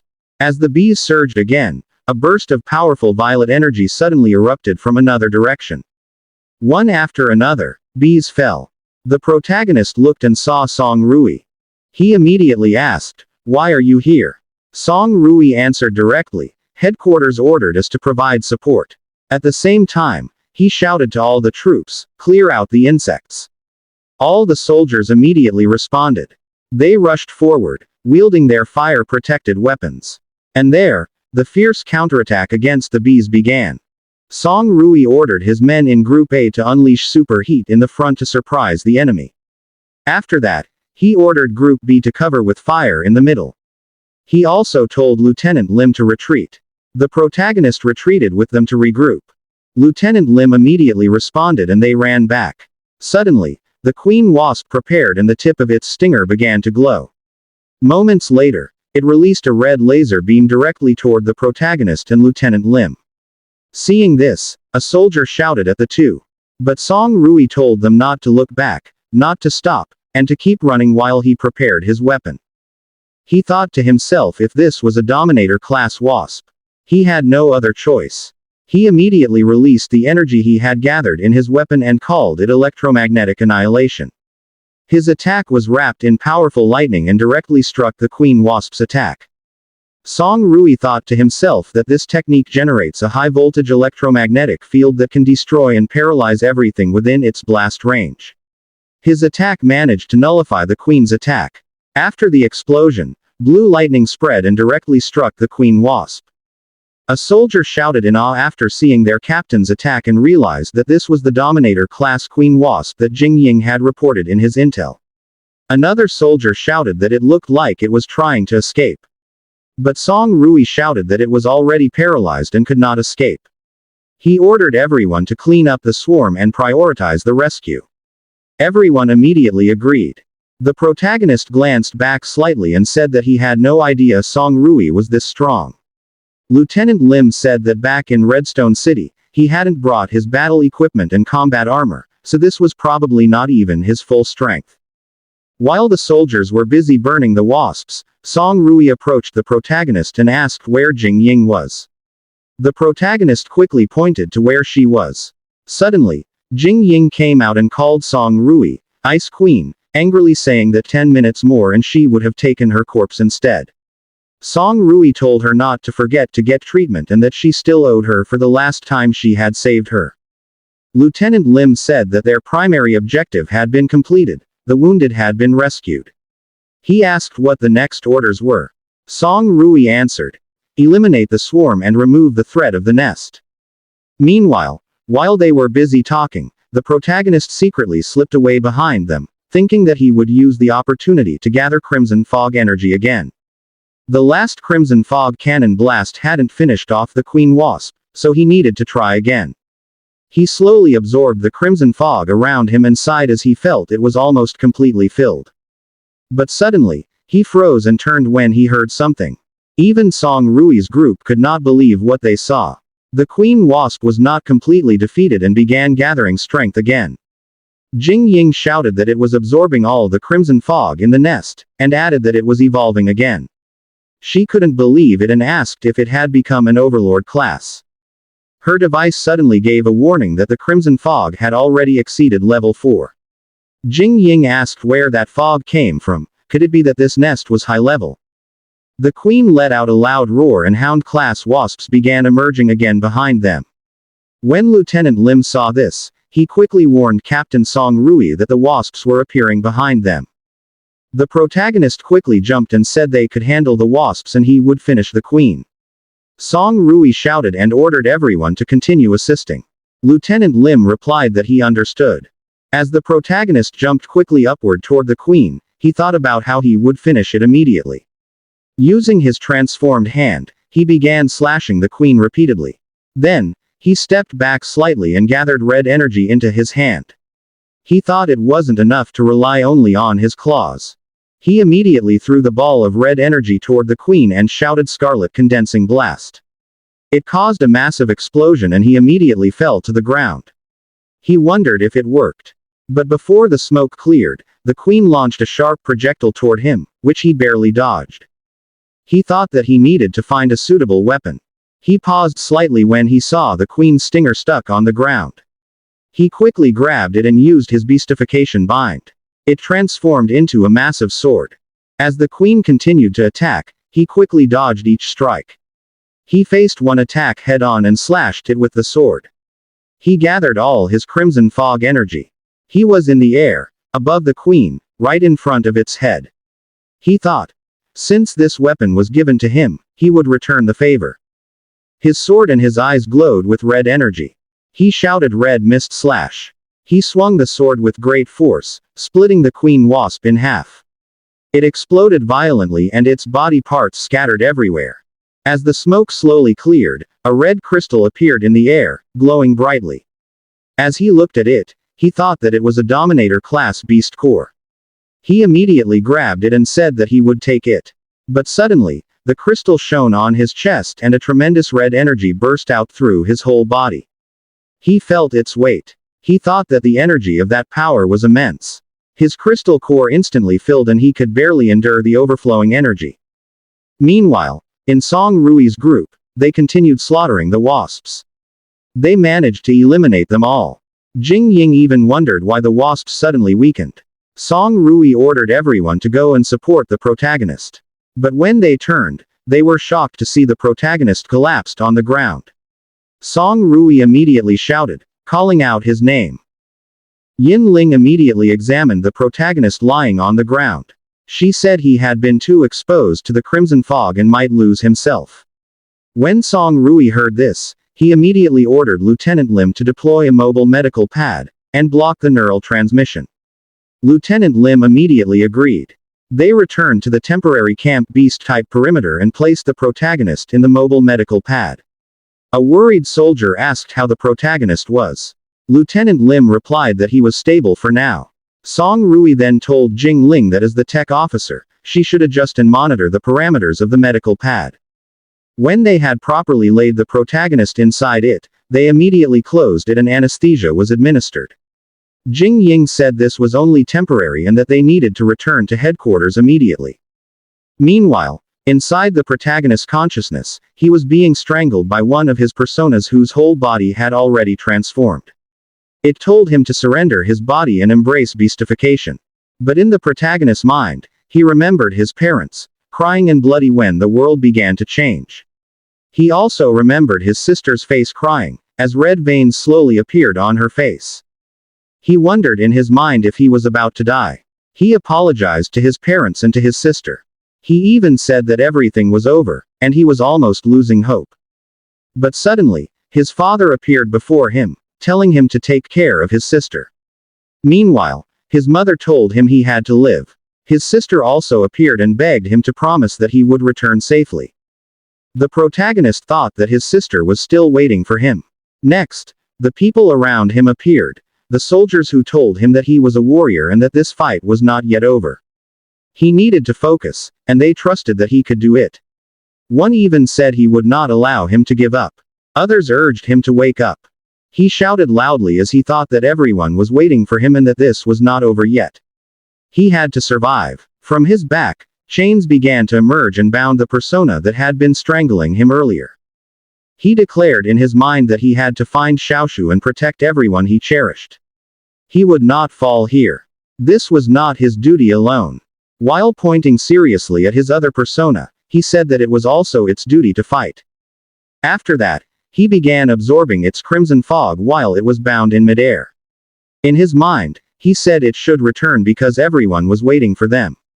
Smiling, he looked at the transformed crystal in his chest and chuckled slightly, asking if this was the price of being strong.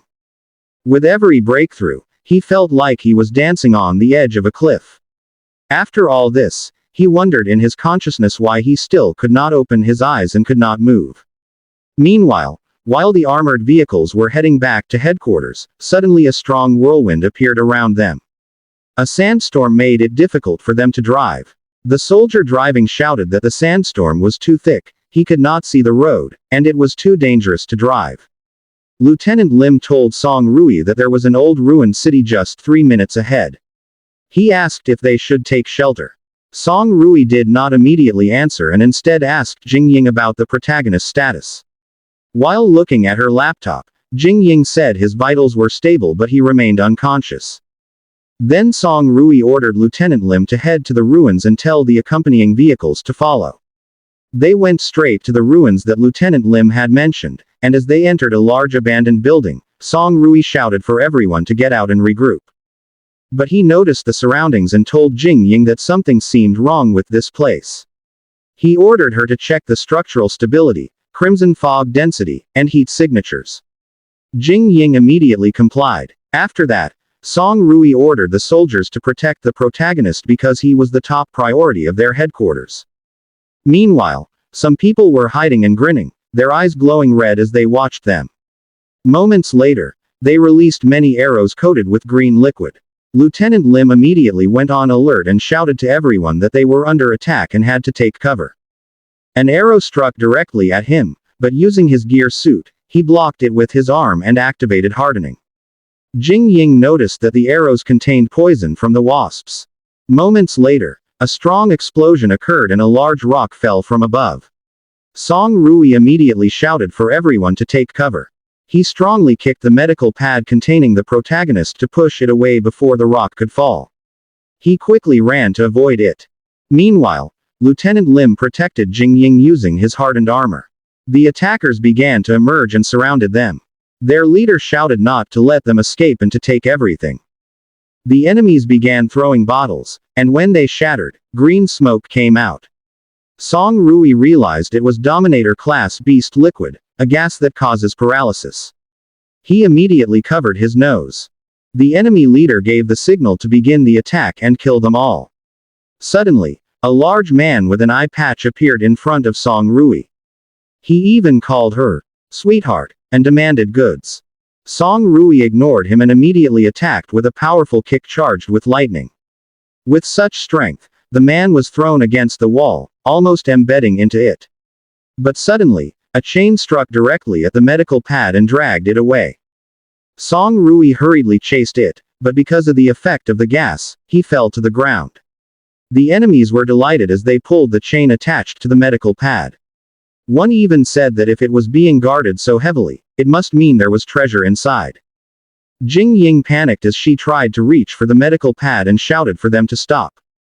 But suddenly, an arrow struck her leg and she screamed in pain. She fell to her knees and cried out the protagonist's name. Meanwhile, inside the medical pad where the protagonist was lying, a symbol began to glow on his body. When the bandits finally took the medical pad, Jing Ying told Song Rui that they needed to hurry to rescue the protagonist. Song Rui disagreed and told her to stay there and keep quiet. Holding the arrow that struck Jing Ying's leg, he thought about how he not only failed to protect the protagonist but also let Jing Ying get hurt. He blamed himself, feeling like a complete failure. He cut off the shaft of the arrow embedded in Jing Ying's leg, then slowly pulled it out and wrapped it with a bandage. He told Jing Ying not to move because that was all they could do for now. Jing Ying said that the thieves had set up an ambush even before they arrived and wondered how they knew their movements. Officer Lin came over, called Captain Song Rui, and reported that they had secured the area. Most of the thieves had fled after being poisoned. Song Rui said that there was a severe sandstorm outside, so they couldn't transfer the protagonist to the surface. He suspected that the target was underground. He pointed to an abandoned elevator shaft and suggested that it might be the entrance to the enemy's hideout. He immediately ordered all personnel to assemble. All units were to prepare for battle, and the objective was to rescue the protagonist. Team A was assigned to guard the exit and protect Jing Ying, while Officer Lin and Team B would go down with him. They had to succeed. Failure was not an option. All the soldiers agreed. One soldier stepped forward and pleaded with Captain Song Rui to let him come along. Song Rui refused, explaining that he wasn't a combatant and that they didn't know what was waiting below. He advised him to stay with Jing Ying and protect her with Team A.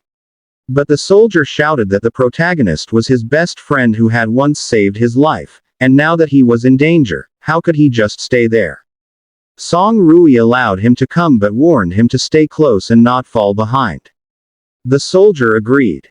At the bandits' hideout, one man complained that the metal chest was too heavy and asked what was inside. Another replied that he didn't care, since if it was hidden in an armored vehicle, it must contain something valuable. A man wielding a huge axe came over and told them to move aside. He raised his weapon, his eyes flashing, and struck the medical pad with full force, but not even a scratch appeared. He was the leader of the raiders. He cursed, saying it was tougher than a bank vault and that they had already broken several crowbars and sledgehammers trying to open it, yet it hadn't budged. A young man volunteered, saying he could open it, but they would have to go underground. The leader got angry and asked what nonsense he was talking about, saying it was just a dead end down there and that the last 3 who went never came back. Others mocked him, saying he was dreaming and that even rats couldn't survive there. The young man said he had seen the key down there and asked if they wanted to make a bet. The leader immediately grabbed him by the neck and demanded who he thought he was. The young man replied that if he could open it, he should be allowed to leave, but if not, he could be killed anywhere the leader wanted. The leader nodded, saying if he tried anything funny, he would kill him instantly. Meanwhile, still lying inside the medical pad, the protagonist thought that he didn't know what had happened after he lost consciousness, but it seemed he was in the enemy's hideout. After the upgrade of his crystal core, he could feel that his sensory ability had become much stronger. He could sense not only his surroundings but even beneath the ground, as well as the state of his own body. Red notifications appeared, showing that his crystal core had reached the rust-red stage, his crimson fog reserve was at 67%, and his abilities had evolved. Beastification Claw, Beastification Entwine, with new abilities plundered, Crimson Fog Bullet and Poison Gland. The protagonist realized that the poison gland must have come from the Bee Queen. The raiders had already reached the bottom of the pit, where a giant dragon skeleton lay. The leader said that this was the place and warned the young man not to try anything foolish. The young man approached the skeleton, pointed to a sharp bone, and said that was the key. The leader ordered the box to be brought over, but before they could move it closer, the medical pad suddenly opened. As the dust cleared, someone shouted that the box had opened on its own. Before they could react, the protagonist used his poison gland. From his hand emerged a dark green smoke that quickly spread among the enemies. Watching the effect, he said it wasn't bad as a supportive skill for crowd control and seemed quite useful. The leader cursed and asked why there was a person inside, thinking that the protagonist had let himself be captured to infiltrate their hideout. The protagonist mocked them, saying they were a bunch of fools. The leader said he was a veteran warrior and that killing someone like him would be as easy as crushing an ant. He immediately attacked, shouting for the protagonist to go to hell. Before the strike landed, the protagonist activated his poison bean and punched the leader hard in the face, asking if that was all he had. The leader was sent flying, crashing into the wall so hard it almost broke. The young man beside them screamed, and the protagonist turned to look at him. With a terrifying smile and glowing red eyes, he asked if the young man wanted to try him. The young man couldn't respond and fainted. The protagonist noticed many aberrant skeletons around, all shattered and seemingly having killed one another. He realized that someone had deliberately thrown them all down there for a pit fight-like massacre. Looking up, he sensed Song Rui's electromagnetic signal about 10 floors above. He smiled faintly, crushed the sharp bone of the beast, and said that woman must be getting impatient as always. Above ground, the raider troops were exchanging gunfire with Song Rui's group. Officer Lin charged forward directly, even as bullets hit him. The enemies cursed, saying the man was bulletproof. As soon as Officer Lin closed the distance, he kicked one man in the face. After a while, a soldier reported to Captain Song Rui that they had secured the area but found no trace of the protagonist. Song Rui ordered them to continue searching. Officer Lin noticed the aberration claw marks nearby and thought there was a secret in that place. The soldier who was the protagonist's best friend told Captain Song Rui that according to Jing Ying's tracker, the protagonist was below, but the signal suddenly disappeared. Song Rui asked what was going on and realized the medical pad might have been damaged. Before he could finish speaking, the protagonist suddenly appeared before them, carrying the unconscious young man from earlier, asking if everyone was all right. Officer Lin asked the protagonist if he was all right. He answered that he was fine now. Song Rui asked what was down there. The protagonist replied that it looked like an abandoned beast fighting arena. Officer Lin asked Captain Song Rui if they should investigate it. He replied that their priority was to retreat. They would arrange an investigation later. When the protagonist's close friend noticed the boy he was carrying, he asked who he was. But before he could answer, the boy suddenly woke up, jumped down in front of him, and grabbed the weapon behind his back. He moved quickly, attempting to stab him while shouting for him to die. The attack hit the protagonist hard in the chest, but he used partial beastification, scale armor. The front part of the boy's knife shattered, and the protagonist immediately caught it with one hand. He completely crushed the weapon. The boy fell to his knees in fear as the protagonist asked if he was that desperate to die. The boy gritted his teeth in anger while being held by the neck. His eyes glowed red, and red veins appeared all over his body. He shouted furiously that they, the soldiers, were all bastards. In the protagonist's mind, these were symptoms of crimson fog infection. He struck the boy hard at the back of the neck, and the boy instantly collapsed to the ground, unconscious. The protagonist's close friend saw a photo fall beside the boy. He picked it up and recognized the people in it. The Chishi Patrol Team, 7th Squad. Shuo. It was his comrade's ID. Song Rui came closer and said that the person in the photo looked older than him, but they resembled each other, so they might be brothers. He also noticed that the boy's condition was critical, so he suggested taking him back for treatment and questioning. The protagonist's friend immediately agreed. The protagonist thought that the infection had already passed the first stage. He placed his palm on the boy's back, thinking that if he could absorb the crimson fog energy in his body, he might be able to save him. The scene shifted to Hucheng, Special Response Unit, Blazing Blood Barracks. A guard reported that they had returned and told another guard to inform young Master Zhang. His companion replied yes and hurried off. Song Rui called Officer Lin and ordered him to bring Jing Ying to the medical bay immediately. He promptly replied, "Yes, sir." But suddenly, a hand blocked their way, asking what was going on. The man apologized to them both and said that according to the latest quarantine regulations, all personnel returning from high-risk Crimson Fog zones must immediately undergo quarantine inspection. The protagonist asked when this policy was implemented. The guard replied that it was an order from their superiors. He asked them to cooperate, undress, and undergo full disinfection and examination. Song Rui approached the guard, asking who exactly gave this supposed superior order. He was their commanding officer, Song Rui. He told the guard to have his superior report to him immediately. Before the guard could answer, Zhang Jin suddenly arrived, asking who was refusing to cooperate with the inspection. Seeing it was Captain Song, he assumed it was just a misunderstanding. He wondered why Song Rui had returned with the protagonist. Song Rui angrily asked if he was the one who ordered the logistics soldiers to do this.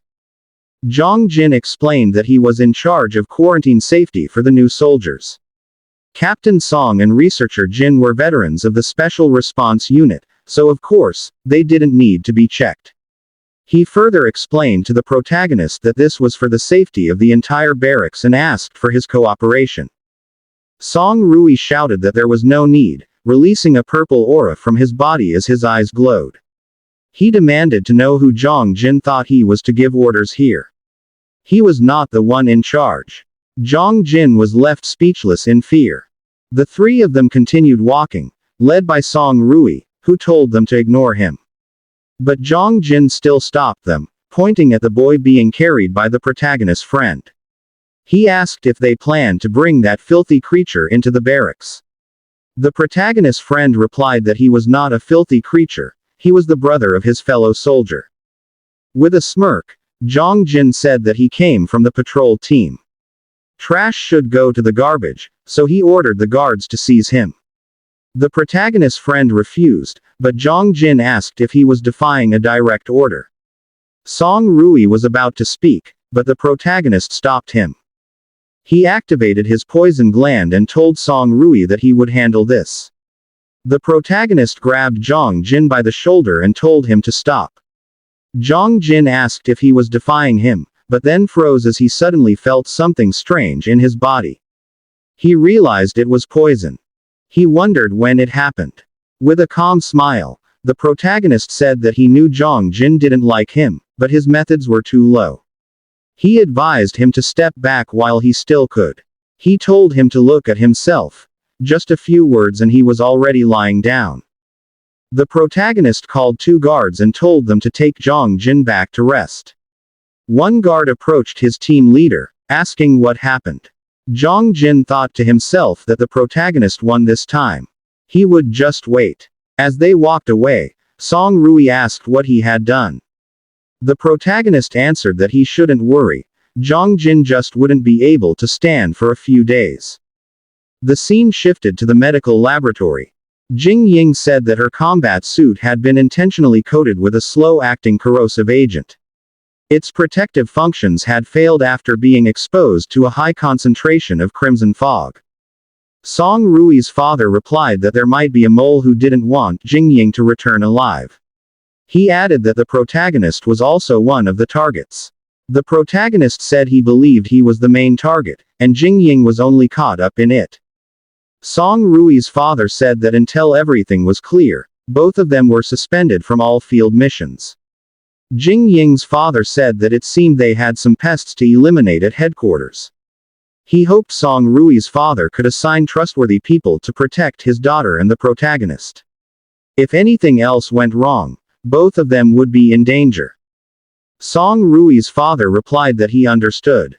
He told Song Rui that for now, his primary duty was to ensure their complete safety. Song Rui answered that he understood, "Father."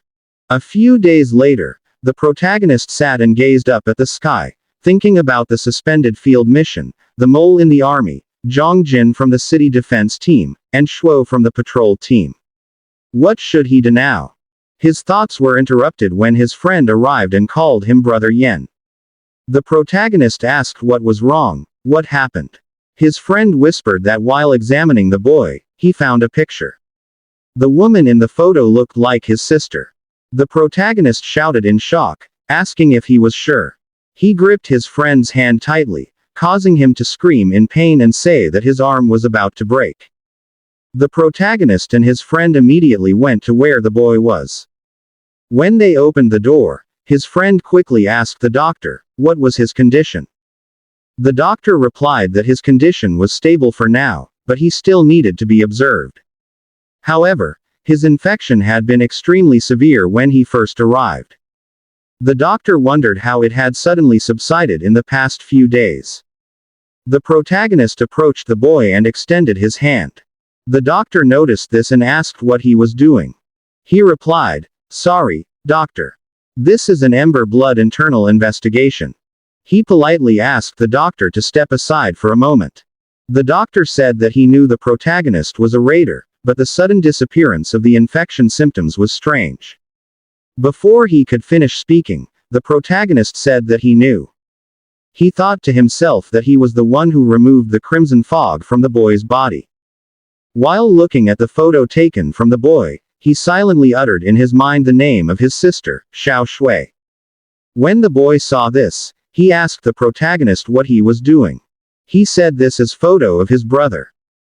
The protagonist showed the picture to the boy, pointing at the woman in it, and asked where he had seen this woman. The boy answered, 6 months ago, at the refugee resettlement center. The protagonist asked where she was now. He replied that he didn't know. He didn't know. They were all gone.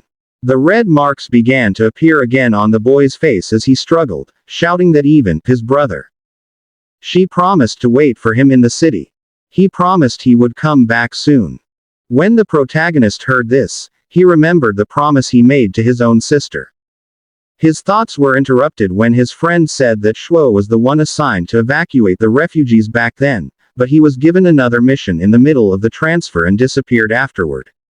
The protagonist was puzzled by his disappearance and asked why he was given another mission in the middle of his original duty. His friend replied that he was not sure either. They would need to check the mission files from that time for details. The protagonist placed his hand closer to the boy, and the crimson fog from the boy's body slowly transferred into his hand. When his friend saw this, he asked what he was doing. The protagonist signaled him to keep it a secret. In his friend's mind, that's why the infection suddenly healed. The protagonist told the boy that he would help him find his brother. But he needed to tell him everything he knew about himself and the woman in the photo, 6 months ago. The boy asked if he told him about the woman, would he really help him find his sister? As the protagonist handed the photo back to him, he said to try trusting him. The boy asked if he had done something to him. The protagonist replied that he believed it would benefit them both. The boy closed his eyes and agreed, explaining that it happened 6 months ago. The scene shifted to the base cafeteria. While they were eating, his friend asked if he was really going back. He answered, of course. Xiao Shui had been missing for more than half a year. He couldn't wait any longer. His friend asked, what about Captain Song? He said there was a mole in the military, someone who wanted to harm him. That's why he sent him to follow him and report any information. The protagonist answered seriously that he came here for Xiao Shui. Nothing would stop him. Suddenly, a voice behind him said, who said anyone would stop you? Song Rui and Jing Ying appeared behind him. When the protagonist's friend saw them, he asked Sister Jing if her leg had healed. She replied, yes. The Blazing Blood's medical tech was truly amazing. Song Rui invited everyone, saying this was not a good place to talk. The scene shifted to a small meeting room. The protagonist asked how they knew. Jing Ying showed a tablet displaying a video of the time he was talking to the boy. He was surprised and asked, there's surveillance. The protagonist's friend was also shocked and asked Sister Jing if she had been monitoring them. She replied not to make it sound bad. She was just protecting everyone. Smiling confidently, she said that in such chaos, it was possible for someone to be suddenly abducted, right? Song Rui said he was the one who asked Jing Ying to retrieve that surveillance footage. After the doctor left, she approached him and explained the situation. He added that he wouldn't stop the protagonist. He said he would help him. He hoped the protagonist would also try to trust him. The protagonist was surprised to hear this and called out Captain Song's name. Before he could finish speaking, Jing Ying suddenly held his arm and cheerfully said that she would also like him to show a little trust. Didn't he say he was investigating an incident? She had her own special way. His friend shouted that he would support him too. Song Rui then asked the protagonist what his plan was now. He told him to explain it clearly to everyone. The protagonist slightly lowered his head and said, "All right." The scene shifted again. Outside the ruins of Chishi City, a man stood at an entrance where someone asked him for the password. He answered, "Everywhere." After giving the correct response, he was allowed to enter. He immediately approached a seated man and said he had something important for Chief Hong.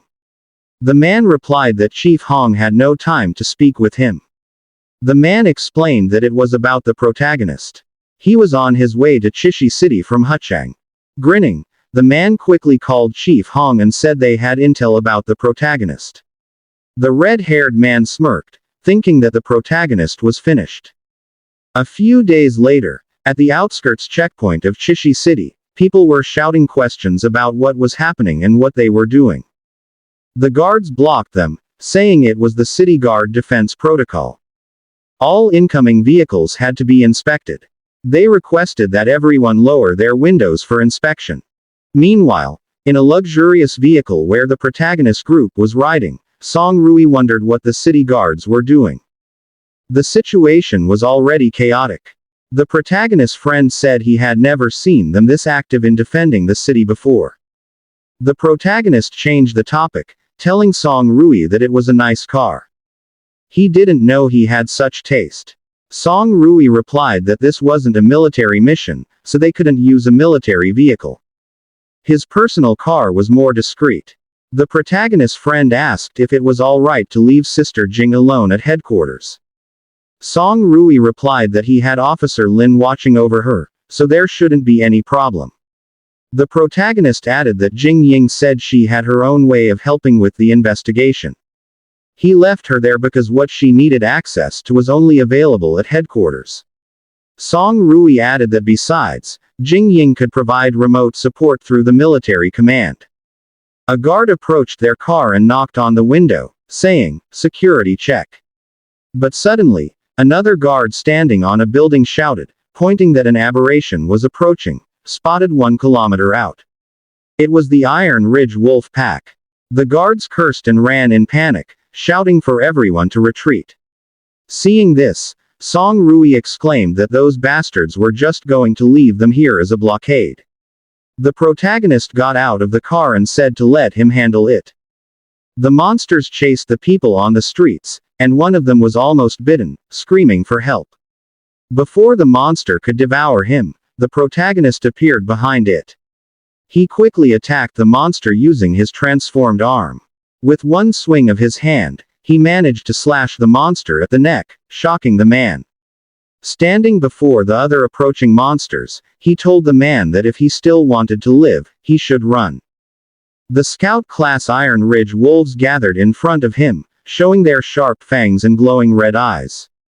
The monsters began to move toward him. One jumped into the air, while most charged straight at him. At that moment, the protagonist said that this scene, he had seen it before. It felt so familiar. He remembered the past, when such monsters caused the death of his parents. As he walked forward, he killed the monsters one by one, saying he would never let it happen again.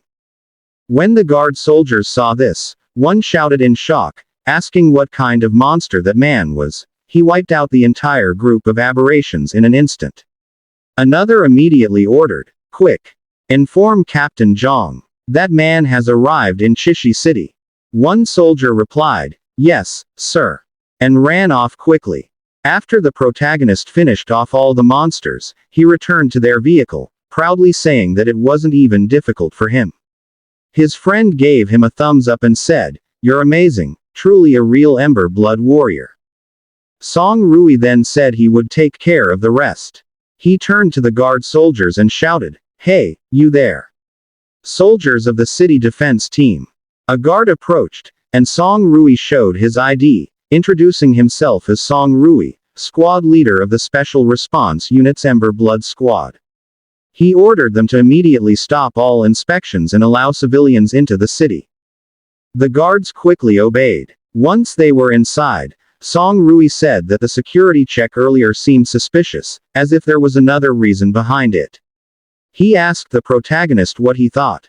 The protagonist answered, "It looks like they're searching for someone. But for now, what's more important is to investigate a Shuo's mission file." A few moments later, they arrived at the Chishi City Defense Team headquarters. They immediately entered the archives. While searching, his friend said, "All the patrol team's mission files are here." But as the protagonist looked at the file he was holding, he said, "Not this one either. Why can't I find a Shuo's file?" Meanwhile, Song Rui was busy searching through the computer. The protagonist's friend said, "Wang Chang, Li Ming, all of them are gone. Even the basic roster was taken." The protagonist was shocked by what he heard. Song Rui added, "Even the local database was erased. There isn't a single record about a Shuo." The protagonist's friend asked, "So from the very start, there was never any record to begin with?" The protagonist asked if there was still another way. Song Rui said, "Wait a minute." He took his phone and called Jin Ying, asking if she could find out about it. Jin Ying replied, "Okay, just give me a little time." Song Rui explained that Jin Ying had a way to access the database files, but she would need time. The protagonist's friend was amazed and said, "Wow, Sister Jin is incredible." The protagonist said, "She calls herself Know-It-All." Song Rui agreed, "That's right. Captain Jia. He's a veteran from the old government army." The protagonist's friend added, "He's the one who trained Brother A Shuo when the patrol team was first formed. He must know about that mission." Song Rui then invited them to leave immediately. The scene shifted to Captain Jia's house. When they saw it messy and filled with broken objects, the protagonist's friend asked what happened there. The protagonist replied that there were signs of a fight. Song Rui noticed that the marks were fresh, meaning the battle had just ended. As the protagonist examined a small object, he said it was highly likely that the city defense team was responsible. Song Rui was surprised and asked, "Why would the city defense team go after Jia Jun?" The protagonist's friend explained, "Before, Brother Yan confronted Captain Zhang Shi of the city defense team and chained him in blood. It's clearly revenge." The protagonist said, "It seems all their actions are targeted at me. The inspection earlier was to make sure I entered the city." He added, "If that's the case, then let's face them head on." As they exited the building, two people approached them. One of them called out, "Officer Song," saying he finally found him. Song Rui asked who he was. He introduced himself as Officer Li Ben of the Chishi City Defense Team. He said he received a report that they were coming to Chishi City. He also explained that Captain Jia Jun of the patrol team under his command had gone missing during an outside mission, and he asked for their help in searching and rescuing him. Song Rui replied that it was their army's duty. Why would they help in the search? Li Ben explained that they didn't know what was happening, but aberration activity around the city had become strange, and their regular forces could no longer handle the fight. The protagonist looked at Song Rui. They exchanged glances and understood each other. Song Rui agreed to help with the search but added that Li Ben must accompany them. Upon hearing that, Li Ben said it wasn't a good idea. He was nervous and admitted that he might only get in their way. But Song Rui asked if he was refusing. It wasn't a request. It was an order. If he refused, he could be punished for insubordination. Li Ben froze and didn't dare say no. Song Rui immediately ordered, "Put him in the vehicle." The scene shifted to outside the city. The protagonist asked Li Ben, "Earlier you said aberration activity has been intense these past few days. If that's the case, why did you still send Captain Jia on that mission?" Don't tell me, you intentionally sent him to his death. Li Ben stammered. What? That's not true. He explained that Captain Jia himself requested it. A few moments later, they arrived at the location. Li Ben said, "We're here." The protagonist noticed something strange. Song Rui asked what was wrong. He said the area was filled with aberrations, but he couldn't smell any crimson fog. In Li Ben's mind, he was panicking, thinking, "We need to leave, now." The protagonist's friend noticed Li Ben acting strangely while holding his phone. He quickly approached him, asking, "What are you trying to do?" Li Ben answered that he had already brought them to the incident site, so his job was done. He said he had already called his squad to pick him up. As he walked away, he said, "Tell Officer Song I'll leave the search and rescue to him. I'm leaving now." But the protagonist and Song Rui stopped him, telling him that he wasn't going anywhere. Song Rui sternly asked, "Tell us, what's your real purpose?" Before he could answer, a violent storm formed in the sky, with thunder crackling above them. Li Ben fell to the ground in fear, screaming that it was coming. Everyone looked up. Then, a powerful lightning bolt struck down from the heavens, hitting the ground in front of them and causing a massive explosion. Seeing this, Li Ben screamed that he didn't want to die yet. The protagonist said, "I was right. This is why there aren't any low-level aberrations around." Song Rui was shocked and realized, this is the Thunder Beast. Before them appeared an Overlord-class Thunder Beast, roaring fiercely as lightning surged around its entire body. The monster looked at them, its eyes gleaming with a terrifying light as its entire body slowly became wrapped in blazing lightning. They could feel the weight of the energy around them, and every spark of lightning cracked through the air like an explosion. The protagonist's friend stepped back, clearly frozen in fear. He shouted, "It's an Overlord class." They were almost deafened by the monster's roar. He couldn't believe what he was seeing. Why would a monster like this suddenly appear here? The protagonist replied in a cold tone, his eyes fixed on the creature. "Perhaps," he said, "the strange behavior of the monsters these past few days, along with the disappearance of the entire patrol team during their mission, these aren't just coincidences." While the protagonist was speaking, his friend noticed that Li Ben was quietly backing away. He slowly began to run, clearly trying to escape. Song Rui immediately noticed and shouted in a heavy voice, "Catch him. Don't let him get away." Without hesitation, the protagonist's friend responded and chased after him. "Don't run," he shouted. But as Li Ben ran, he yelled back nervously, "Why not? He doesn't want to die here for nothing." As he kept running, he glanced toward the monster. "It's gathering energy," he cried out. "The breath attack is coming." At that moment, the monster began to gather a bluish light in its mouth, an electric blue energy that crackled through the air, ready to explode at any second. Then, in an instant, the monster unleashed its devastating attack. The protagonist ducked low, almost scraping the ground to avoid it. Song Rui quickly leapt into the air, dodging the deadly surge of energy. The attack struck behind the protagonist, and with a massive explosion, the ground shook violently. The protagonist gasped. "Looks like getting out of here won't be that easy," he thought, staring at the monster as electricity built up in its body once again. Song Rui approached, weaponless, and said that he would hold the monster off while he retrieved his weapon. The protagonist nodded. "No problem," he said. Meanwhile, on top of a nearby building, a man watched the battle below in silence, a deceptive smile curling on his lips. "Let's see," he muttered, "if he'll still act so tough now." His subordinate, looking nervous, stepped forward. "Boss," he said, "is it really true that such a small device can control an Overlord-class beast?" He pointed to the large container behind them, inside which a glowing crystal pulsed with light. The boss grinned. "Not just that," he replied. "The technology they're using, it's beyond anything they can imagine." He continued, "They've already built a beast-taming facility. I saw it with my own eyes. The creatures they're raising there, those aren't ordinary monsters.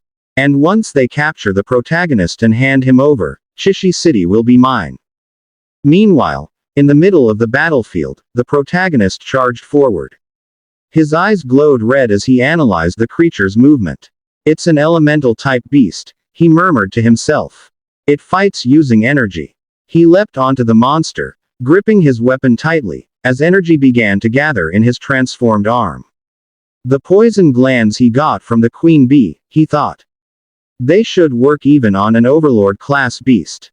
But before he could strike, the monster let out a thunderous roar, a sound like an earthquake, then released a surge of lightning that tore through the air. The protagonist was forced back, struck by a wave of electricity that sent him crashing to the ground. He nearly fell to his knees. My beast form, he muttered, was forced to deactivate. He could feel his strength weakening rapidly. He thought, its ability, it's similar to Song Rui's electromagnetic annihilation shells. While he was still processing the thought, the monster began gathering even stronger energy in its hands, blue lightning flashing violently in the darkness. It suddenly attacked, slamming its hand into the ground. Luckily, the protagonist managed to leap away just in time. When the strike hit the ground, the energy erupted outward like a wave of electricity. The earth trembled and cracked, glowing faintly with lightning. The protagonist sighed heavily. I can't afford to lose focus, he whispered.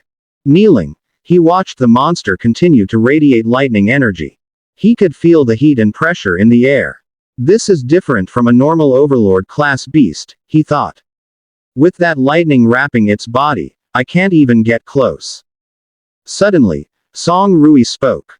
We just need to remove its lightning armor, right? He asked. The protagonist looked at him. Can you do that? Song Rui smiled. Of course. My beast core ability came from a thunder beast itself. My electricity can neutralize surrounding particles. It can nullify other abilities. As he adjusted the position of his weapon, he explained, if I use the annihilation shell at full power, I can cancel out its lightning armor, but only temporarily. It'll regenerate quickly. The protagonist ran toward the monster, shouting through the roaring wind, that's enough. I only need one moment. Leave the rest to me. At that instant, the monster roared again, a deafening cry of rage and power. The protagonist gave Song Rui the signal and shouted, now. Song Rui unleashed his ultimate attack, electromagnetic annihilation shell. His weapon released a burst of violet energy, a blinding flash that shot straight into the monster. The air ignited, and within seconds, the monster's lightning armor vanished. The protagonist seized the opportunity. From above, he shouted, beast form, claws, and venom. His hands, glowing with red energy, slashed down from the sky, striking the monster directly. How do you like the queen bee's venom? He roared, following up with rapid strikes. As the fight went on, he noticed the monster's movements slowing down. It's working, he whispered. The poison's taking effect. Each of the monster's movements grew sluggish and heavy. When it tried to attack, the protagonist easily dodged and countered, slashing left and right, across its neck, chest, and arms, shouting, die. Its attacks are powerful, he muttered while continuing his assault. Stronger than the last Overlord-class beast, but once its lightning disappeared, its physical strength dropped drastically. He took a deep breath.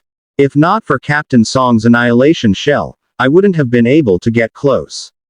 I still need to become stronger. As he spoke, he noticed the monster staggering away, bleeding and trembling. He called out to it, saying, leaving already. Since you came all this way, you could at least leave me something, don't you think? From a distance, the boss's subordinate saw what was happening. Boss. The monster's about to lose. He shouted. But the boss remained silent, expressionless, his cold eyes fixed on the scene. Meanwhile, Song Rui stood watching the protagonist. In his mind, he thought, he's improved so much in just a few days, I'll need to get stronger too. But at that very moment, he didn't realize that another creature was slowly approaching from behind him. On top of the building, the boss smirked as he watched. Who said? He murmured, that I only brought one Overlord-class beast to deal with them." His subordinate gasped in shock. "Wait. Does that mean there's another one?" In an instant, Song Rui turned around, and there he saw it. A massive monster with green skin, glowing eyes, and a mouth full of razor-sharp fangs. It lunged toward him, and before he could react, he realized there really was another one. Another Overlord-class beast. The protagonist heard the loud roar of another monster. Annoyed, he turned toward the source of the noise and realized there was still one more left. In the distance, he saw Song Rui frozen in shock, unable to move as the monster prepared to devour him. The creature opened its enormous jaws, its red eyes gleaming, and in an instant, it seemed nothing could stop it. But before Song Rui could be eaten, the protagonist quickly pushed him away with all his strength. Song Rui was thrown to the ground, his weapon flying from his hand as he cried out in pain. When he looked back, he saw the monster swallow the protagonist whole. Sitting on the ground, trembling in fear, he screamed the protagonist's name. But then he froze. He noticed something strange about the monster's movements. Its teeth were trembling, as if something was moving inside its mouth. Its eyes glared wildly as its jaws opened wider, and from inside, the protagonist emerged, forcing the creature's mouth open from within. With immense strength, he pushed himself out, and the monster vomited him several meters away. He stood up slowly, gasping for breath, muttering that their enemies were two Overlord-class beasts, creatures that even 2B rank hunters would struggle to defeat. In front of the towering monster, Song Rui quickly ran to check on him. The protagonist replied that he was fine. Suddenly, the monster vanished right before their eyes. The protagonist didn't expect that this type of aberration could turn invisible. Song Rui explained that it was a special kind of aberration. It could enhance its ability to hide and then launch a surprise attack. It was one of the hardest types to deal with without someone capable of supersense. In the stillness, they both sensed a swirl of blue energy forming behind them. They turned around and saw the Thunder Beast gathering energy. In an instant, it unleashed a massive attack. They were both startled but managed to dodge in time. The explosions forced threw them backward. Before they could recover, another monster suddenly appeared behind the protagonist. He hadn't sensed it at all. Before he could react, it struck him hard on the side, sending him flying.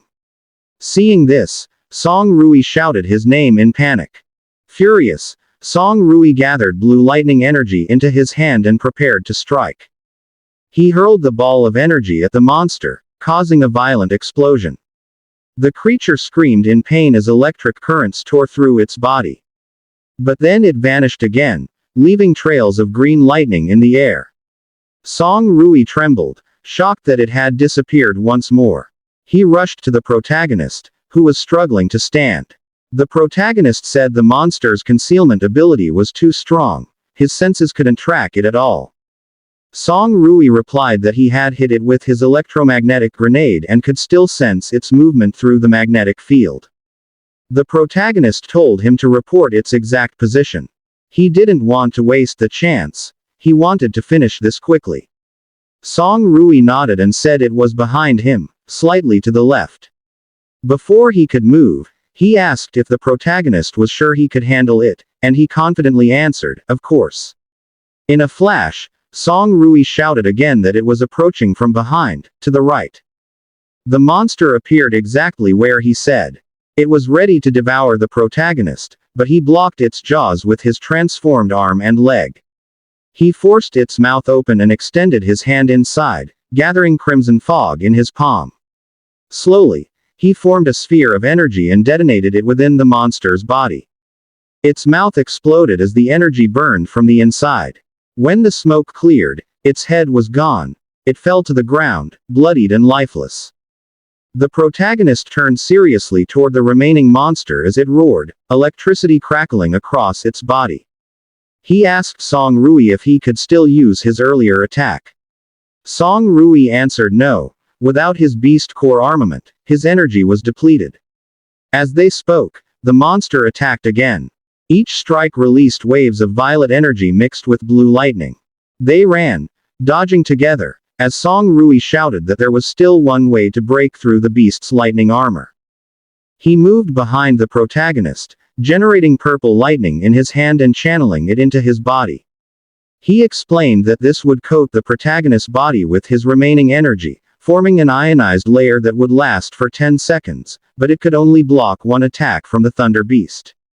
The protagonist felt the surge of energy through his body and said that was enough. He dashed toward the monster, knowing he had only one chance. Before he could get close, the creature slammed the ground, lightning flashing all around.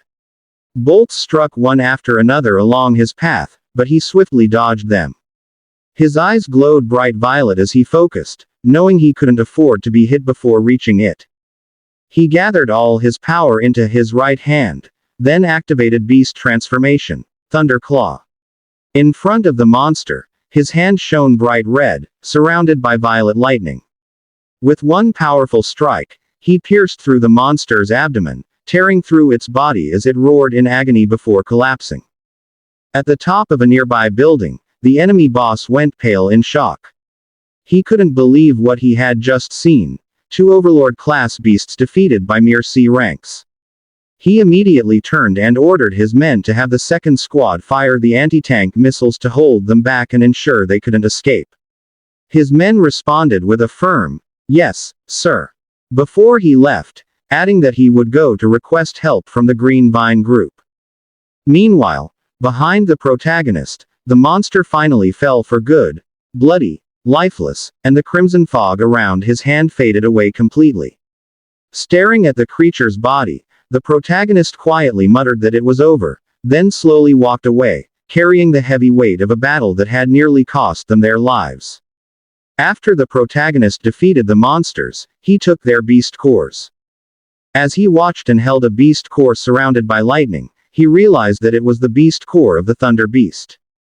Another one, which emitted a faint, dark purple energy, came from the stealth beast. Song Rui had contributed greatly to today's mission, so he decided to give him half of the spoils. He immediately called Song Rui's name, but froze in shock and worry when he saw him lying unconscious on the ground. At the same time, the protagonist's friend approached, dragging Officer Lee, who was screaming in fear because he didn't want to die. He reported that he had caught him. But he was stunned when he saw their captain lying on the floor, unconscious. Before he could ask what had happened, the protagonist explained that Song Rui had overused his ability, causing his body to completely lose its strength. Fortunately, it was just physical exhaustion. There were no symptoms of crimson fog erosion. From the top of the building, one of the men shouted to his boss that Officer Lee was there. The boss replied not to mind him, calling him an idiot. He had planned to lure them here, but the fool actually followed. He must really want to die. One of the men ordered Squad 2 to prepare the anti-tank missiles. The protagonist was shocked by the series of explosions around them, realizing that these were standard-issue military weapons. Officer Lee screamed Zhongxi's name, cursed him, and asked if he was going to abandon him. If that was the case, he said, he would tell them everything. He shouted that everything was Zhongxi's idea. Zhongxi told them that if they captured the protagonist, they'd be promoted, get rich, and rise in rank. He's hiding nearby. He's the one who ordered them to bring the team here. On top of the building, Zhongxi grew annoyed that not a single attack had hit the target. The Thunder Beast's earlier attack had left a huge buildup of lightning. The surrounding electromagnetic field was disturbed, making direct hits impossible. Below, the protagonist's friend asked if the attacks had stopped. The protagonist ordered him to take Captain Song Rui back immediately. To call Jin Ying and tell her that Zhongxi of the Chishi City Defense Team betrayed them and attacked Captain Song Rui. He also told him to bring Officer Lee back and make sure a proper investigation was conducted. His friend nodded and said he understood. The protagonist added, "Tell Jin Ying to report this to the Chief of the General Staff of the Special Response Unit, Song Lian." His friend nodded again and quickly carried Song Rui to the vehicle. Before leaving, he invited the protagonist to get in, confused as to why he was still standing there. The protagonist angrily shouted, asking if he was stupid. If they all got in the same vehicle, they'd just become an easy target. He ordered him to leave, saying he'd take care of things here. His friend was about to speak but froze when he saw a fast-approaching rocket heading their way. Before it could hit, the protagonist quickly kicked it away. While in midair, he asked his friend if he didn't trust him. Before he could answer, his friend cursed in disbelief after seeing the protagonist simply kick the rocket aside. Then he started the vehicle and shouted for the protagonist to be careful, Brother Yan. He promised to return as soon as Captain Song Rui was safe. Before the vehicle could get far, several rockets were also kicked away by the protagonist in different directions. One of Zhang Shi's men shouted that the protagonist had intercepted all their shots. He's heading straight toward them. Zhang Shi stepped back in fear and ordered his men to hurry and stop him. The Green Vine people are coming. One of the men was startled when a red blur suddenly flashed past him. Before they could react, they all fell to the ground one by one, unable to keep up with the protagonist's speed. Zhang Shi's eyes widened in fear, wondering how this man could be so strong. He could still fight even after killing 2 Overlord-class beasts. Before he could escape, the protagonist kicked him hard on the thigh. Before he hit the ground, the protagonist used his beastification claw, grabbing Zhang Shi by the neck and slamming him violently into the floor. He greeted him and said that it had been a while since they last met. Zhang Shi stammered and called him Lord Hao, begging for his life, saying he had no choice.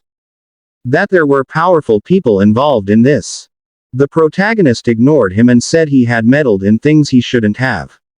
But before he could finish, a powerful punch struck his face, sending him flying back. A masked man appeared beside Zhang Shi.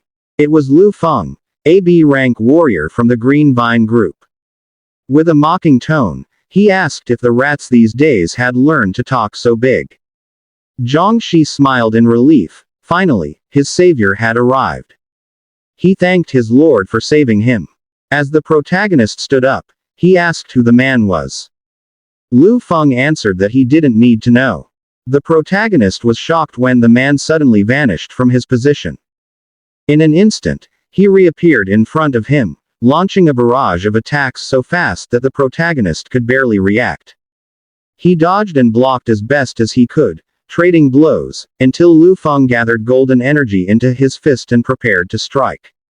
The protagonist couldn't dodge in time, and the attack hit him directly.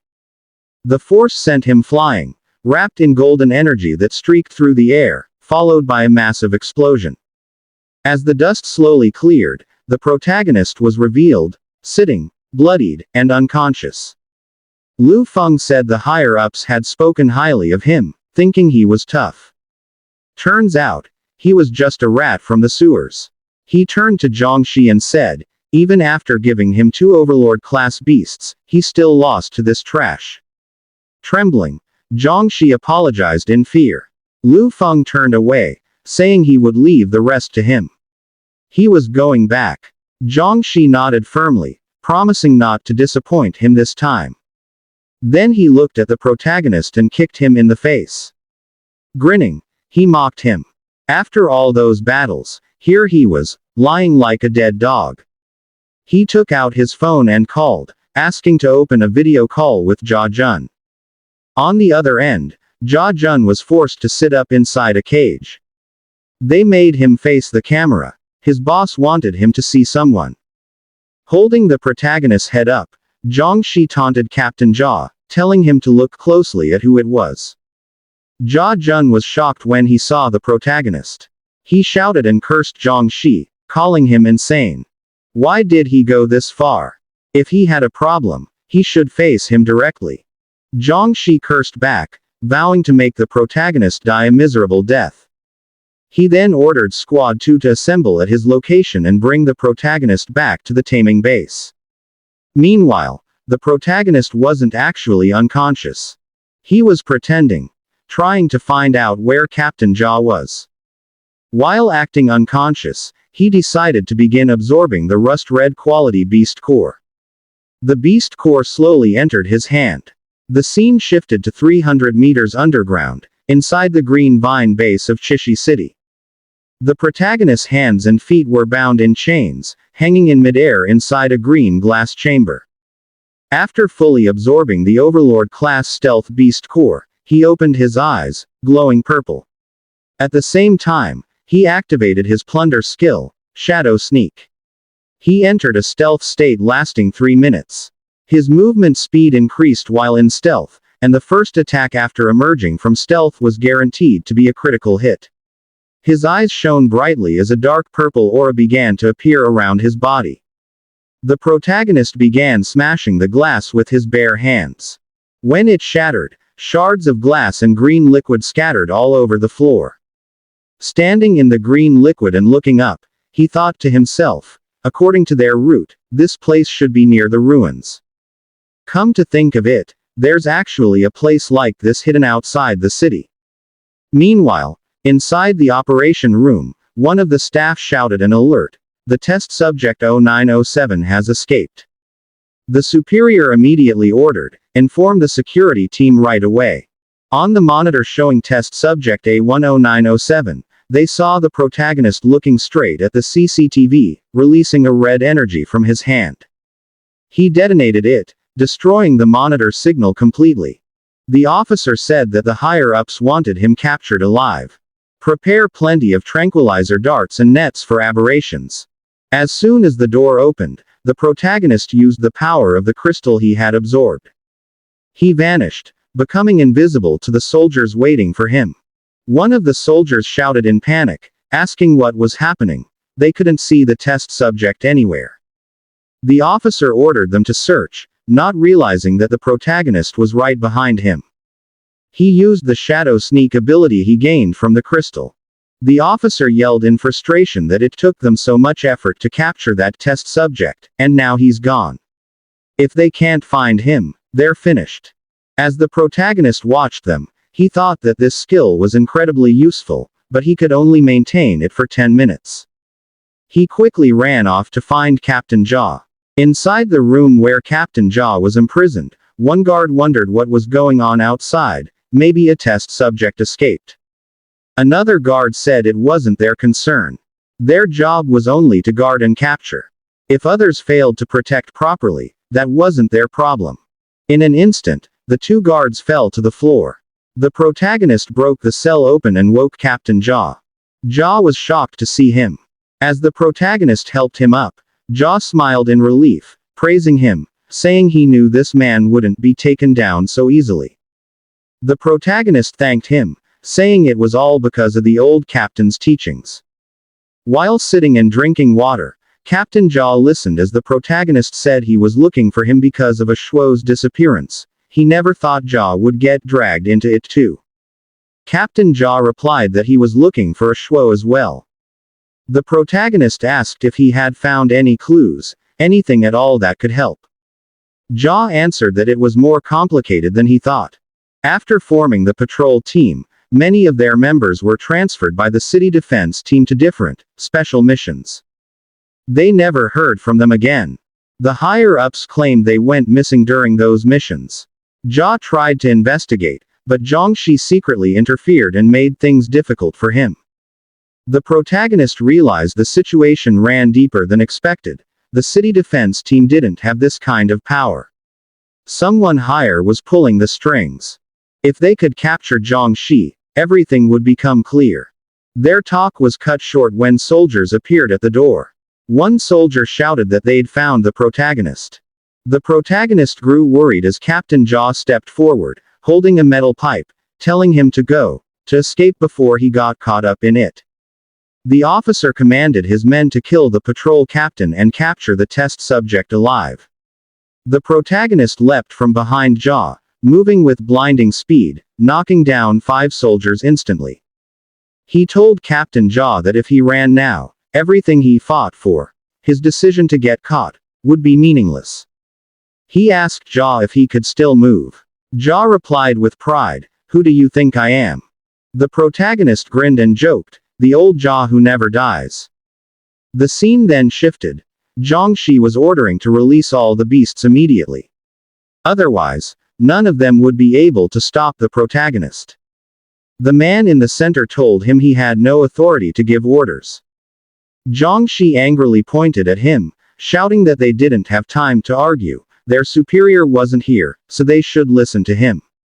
If the protagonist got past them, they were all dead. Captain Jia asked what was going on as they heard heavy footsteps and roaring all around them. Moments later, a group of monsters appeared. The protagonist told Jia to find a safe place to hide. As Jia ran off, he warned the protagonist to be careful. Using his beastification claw, the protagonist faced the monsters, thinking that raising aberrations was a grave sin against humanity. It even looked like the two Overlord-class aberrations he'd fought before had been released. He launched a flurry of fast attacks, tearing through the monsters' bodies with his glowing red claws. Did they really think mere beasts could stop him? Meanwhile, Jiangxi and 3 others hurried to their vehicle. With a smug tone, Jiangxi said that if he hadn't done that, they wouldn't have been able to destroy the data. He smiled faintly, thinking that the number of aberrations he'd released should be enough to stall the protagonist. But suddenly, the wall behind him exploded. A flying chunk of stone slammed into him, sending him screaming in pain. Barely able to stand, his whole body trembling, he turned to see the protagonist emerge through the massive hole in the wall. Jiangxi cursed, realizing his companions were already driving away. He shouted that he wasn't inside yet. But they only told him that he was useless now. Inside the vehicle, the man holding the detonator smiled, telling Jiangxi to rest in peace.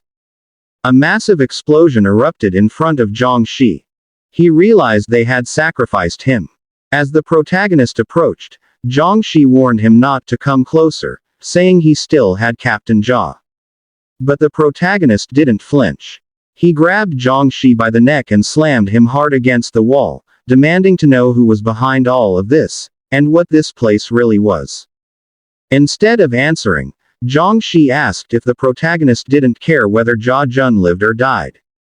Suddenly, Captain Jia appeared before them, shocking Jiangxi. He asked why the old man was there. With no way out, Jiangxi finally revealed that the man behind it all was named Mr. Hong, the one who ordered him to do everything. He didn't know the man's real identity, only that if he handed the protagonist over, he'd be rewarded with eternal wealth and honor. This place, Jiangxi said, was one of their branch bases, mainly used for raising aberrations and conducting handover tasks. With a cold look and glowing violet eyes, the protagonist asked if they had been secretly monitoring him all along, if they knew about his investigation into the patrol team's files and immediately altered them. Jiangxi denied knowing anything about the investigation, saying it must have been a coincidence. But he admitted one thing. He knew where the missing patrol members had been taken. Mr. Hong was likely there too. He apologized, saying he would lead them to the place. A moment later, the protagonist spared his life. As Jiangxi opened a hidden passage, he explained that the main road had been destroyed by the beasts and buried under rubble, but there was still an underground path they could use. As they walked below, the protagonist thought about finding an opportunity to shake them off. If that didn't work, he'd lure them toward the green vine experts and let them be killed, borrowing someone else's knife. Captain Jia covered his nose from the foul smell. Meanwhile, Jiangxi wondered how this path was even formed. The place was filled with a strange, nauseating odor. Then the protagonist suddenly froze. He felt a heavy pressure all around. He could sense it coming from beneath the ground. Something massive was moving below. A long creature, with countless glowing red eyes. Inside the green vine crimson fog storage base outside Chishi City, Song Rui entered and inspected the destroyed laboratory. Jin Ying approached him, accompanied by the protagonist's friend, who reported that he hadn't seen anything unusual in the area, except for piles of aberration corpses. He asked Song Rui, "Have you analyzed anything yet?" Song Rui replied, "The clues are too fragmented. I haven't been able to piece together the full picture." Angrily, Jin Ying demanded, how did the protagonist disappear if all we're doing is investigating a file? The protagonist's friend explained, back then, we had a conflict with Zhang Shi from the city defense team over Captain Jia's case, but I never thought he would actually dare to act against the special response unit. Jin Ying sighed and said, I reported this to Uncle Song last night, and he seemed furious. From behind them, Officer Lin arrived, bringing Officer Li. He asked Captain Song, what should we do with this person?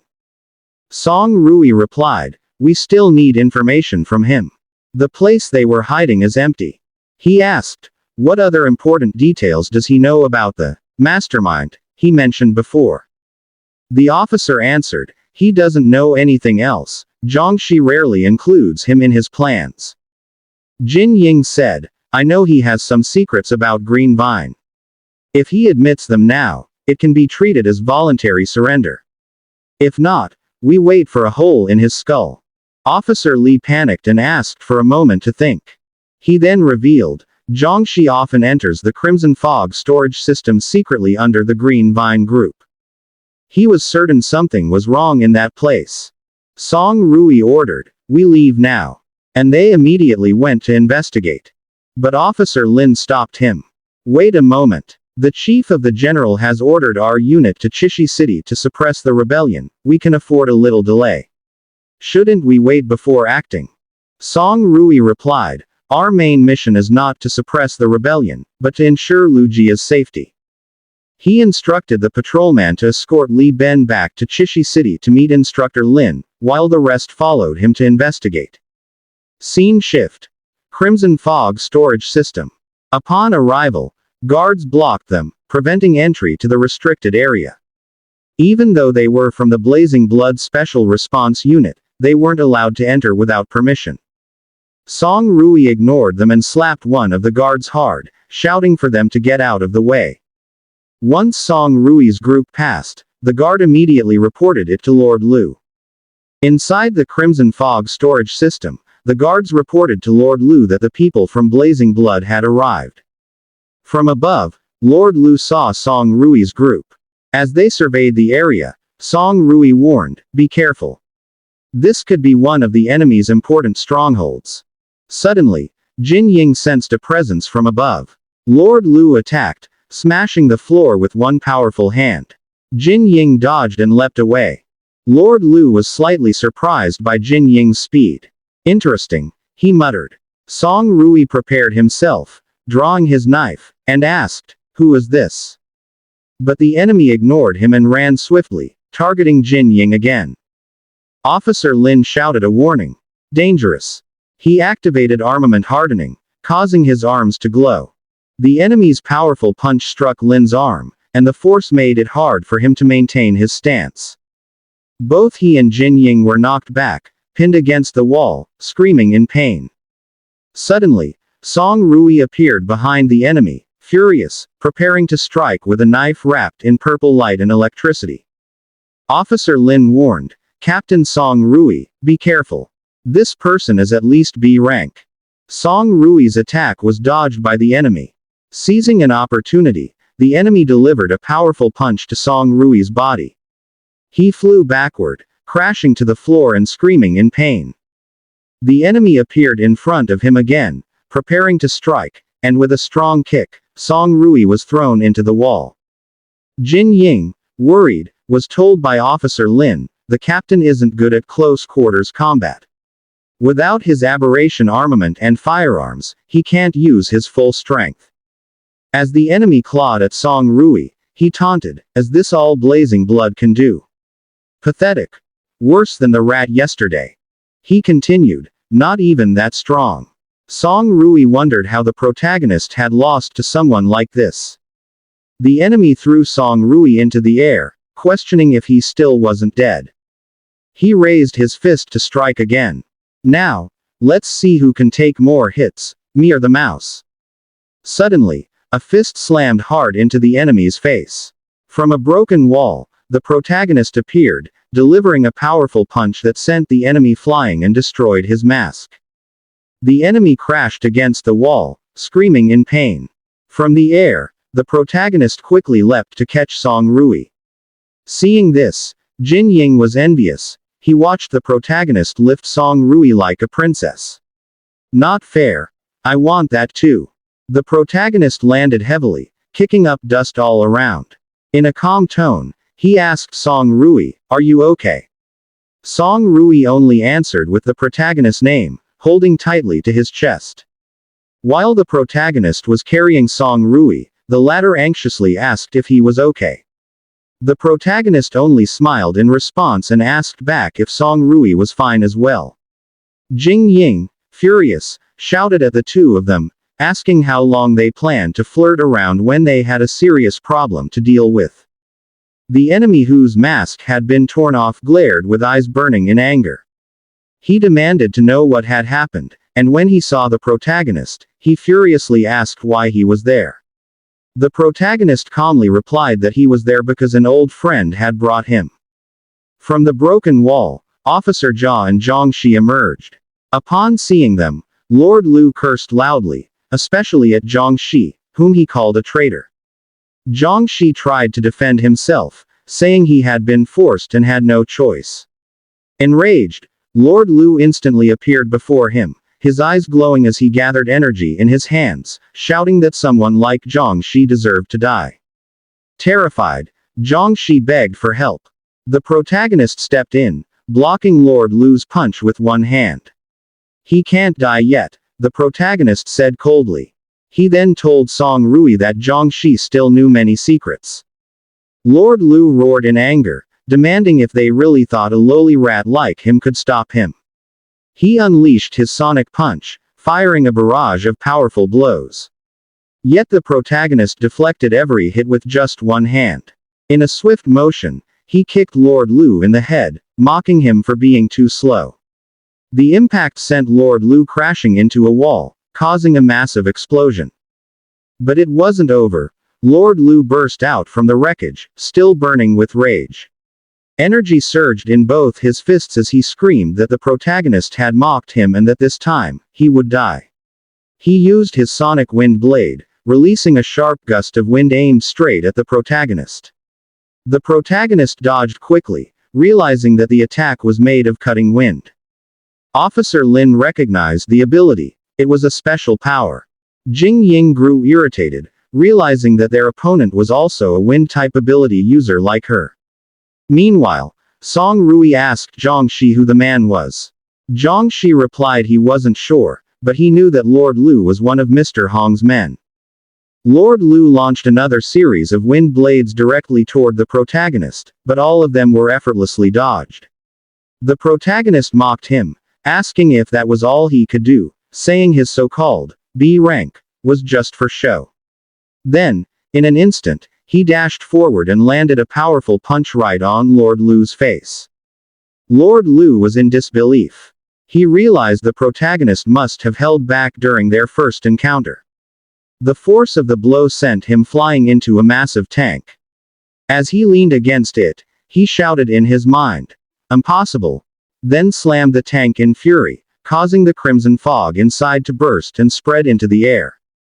Zhongxi screamed that they needed to run, saying the crimson fog was leaking and he didn't want to die. Song Rui ordered Officer Lin and the others to fall back. Captain Lin asked what about him.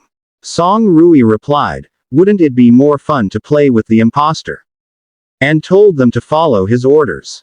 Suddenly, Jin Ying grabbed Song Rui's hand and said she had an idea. Meanwhile, Lord Lu pulled out a small capsule. He asked the protagonist if he really thought he could be beaten that easily. Without hesitation, he swallowed the capsule, thinking that even if it cost him his life, the capsule's energy would be enough to keep his sanity for a short time, and allow him to absorb the crimson fog's power. After swallowing it, his body expanded, and a terrifying aura erupted around him. He roared, daring the protagonist to come closer. In a flash, he attacked with blinding speed, so fast that the protagonist could barely react. The first strike alone caused a violent explosion that sent the protagonist skidding backward. He realized that Lord Lu's speed had increased drastically.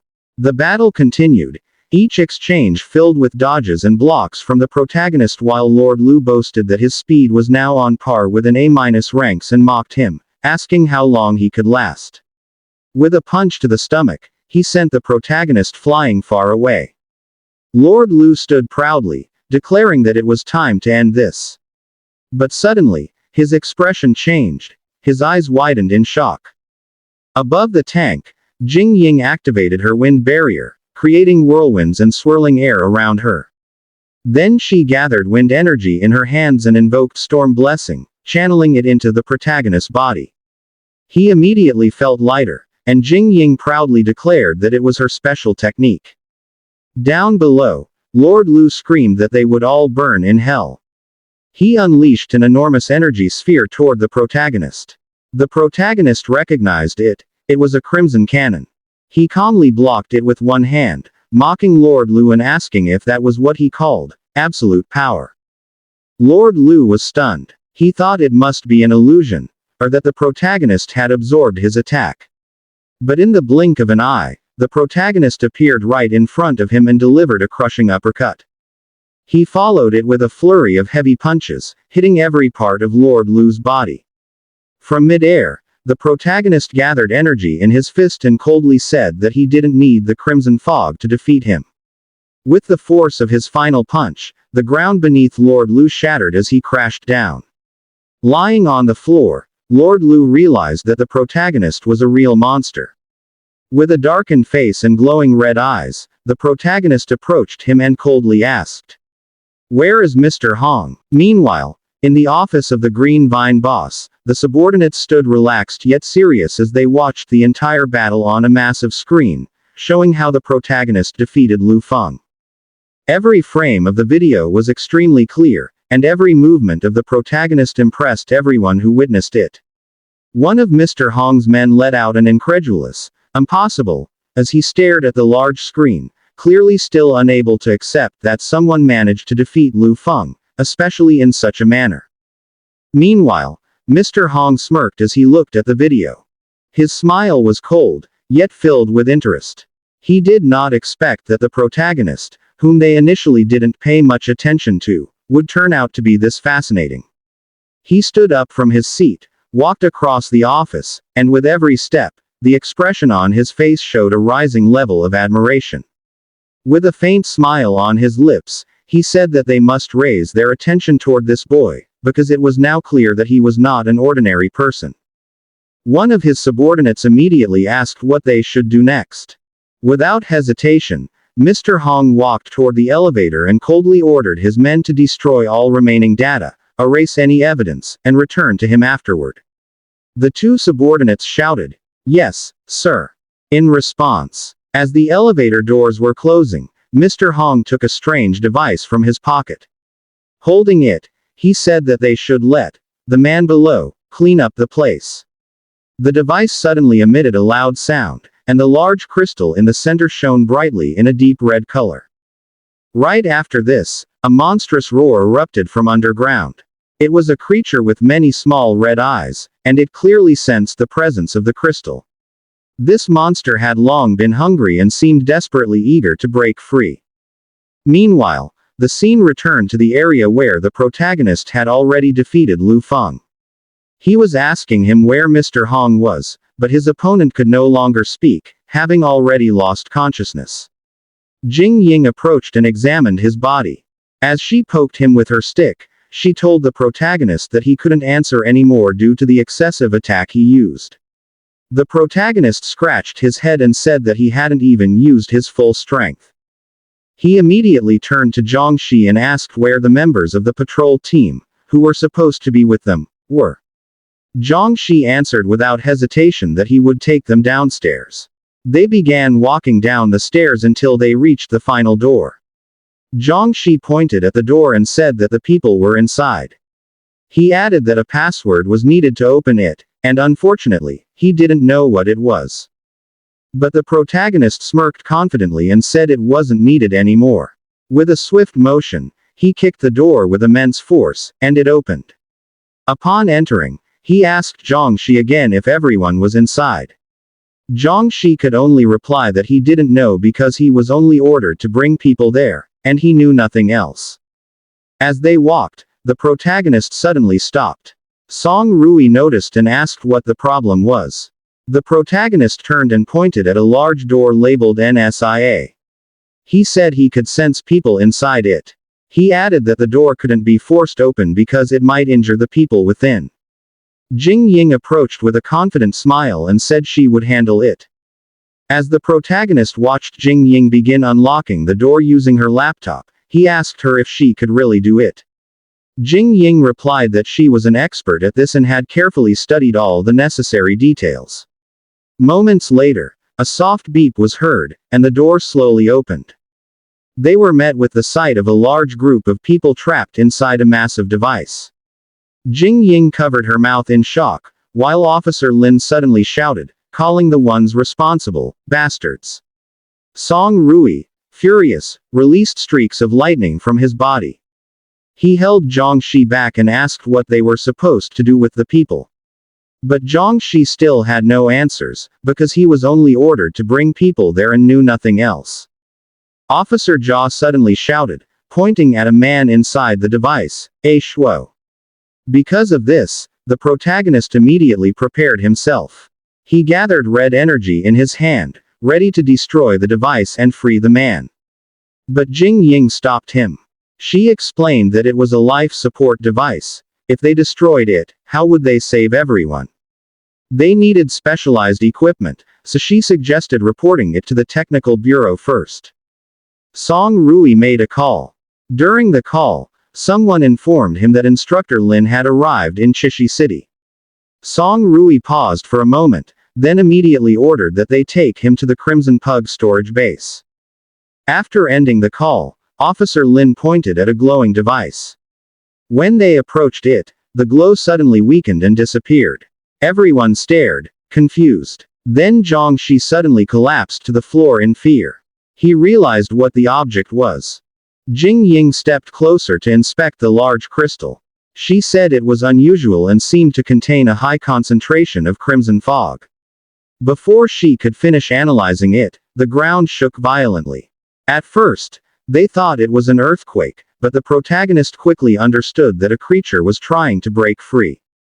He shouted at Jing Ying to move away, and when she turned, she was nearly struck by an attack. The protagonist kicked her out of the way with force.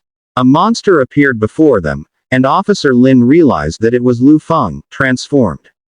It had undergone beastification, a monstrous version of himself. Song Rui explained that because he forcibly inhaled the crimson fog, he suffered an extreme side effect and mutated into a monstrous form. As Song Rui observed him, he noticed that he resembled his uncle. The protagonist quickly took the red stone from the container and explained that it was bait. This was the purpose of the device, to lure aberrations.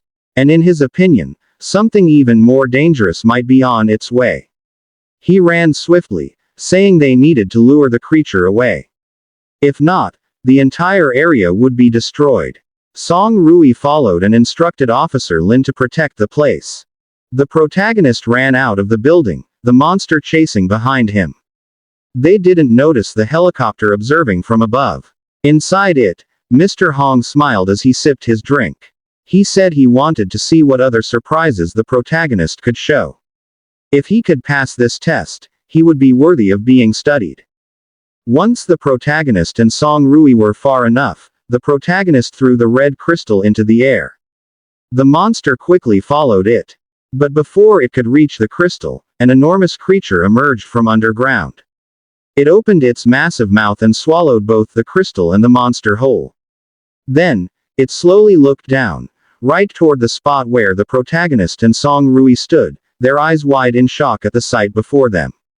Outside the Crimson Fog storage base, the armored vehicles arrived. Inside one of them, Instructor Lin asked the driver why Song Rui wanted them to go to the Crimson Fog storage base. What exactly was happening there? The driver answered that he didn't know. The only thing he was told was that there was a research lab beneath the base, and there.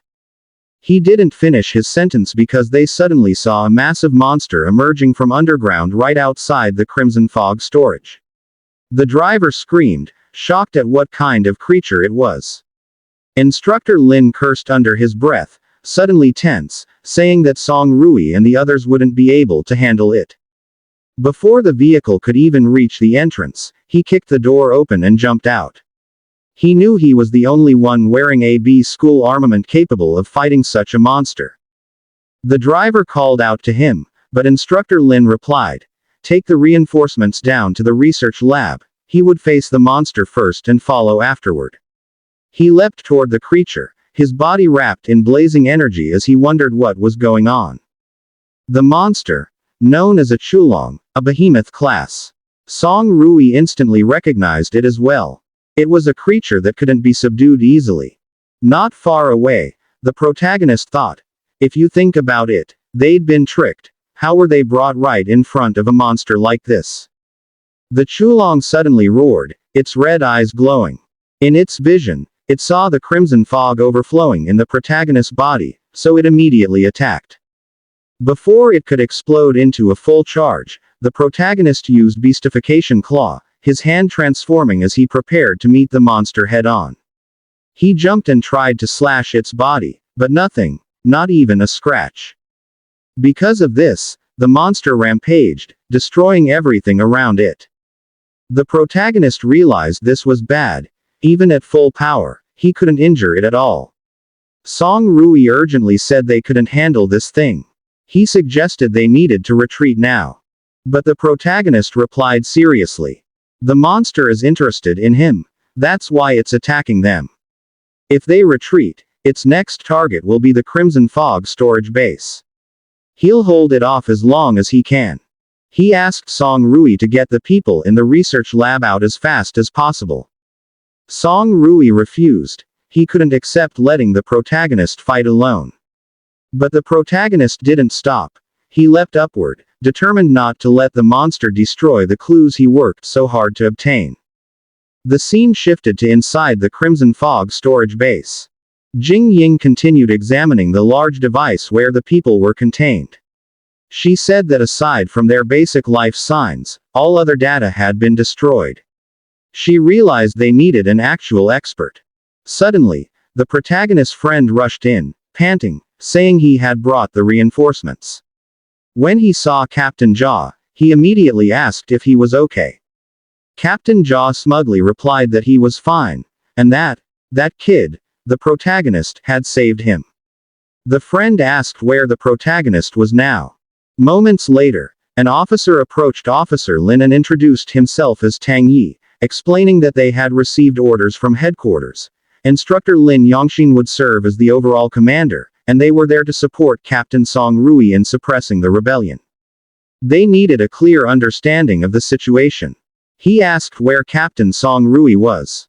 Officer Lin replied that Song Rui ordered them to guard the facility.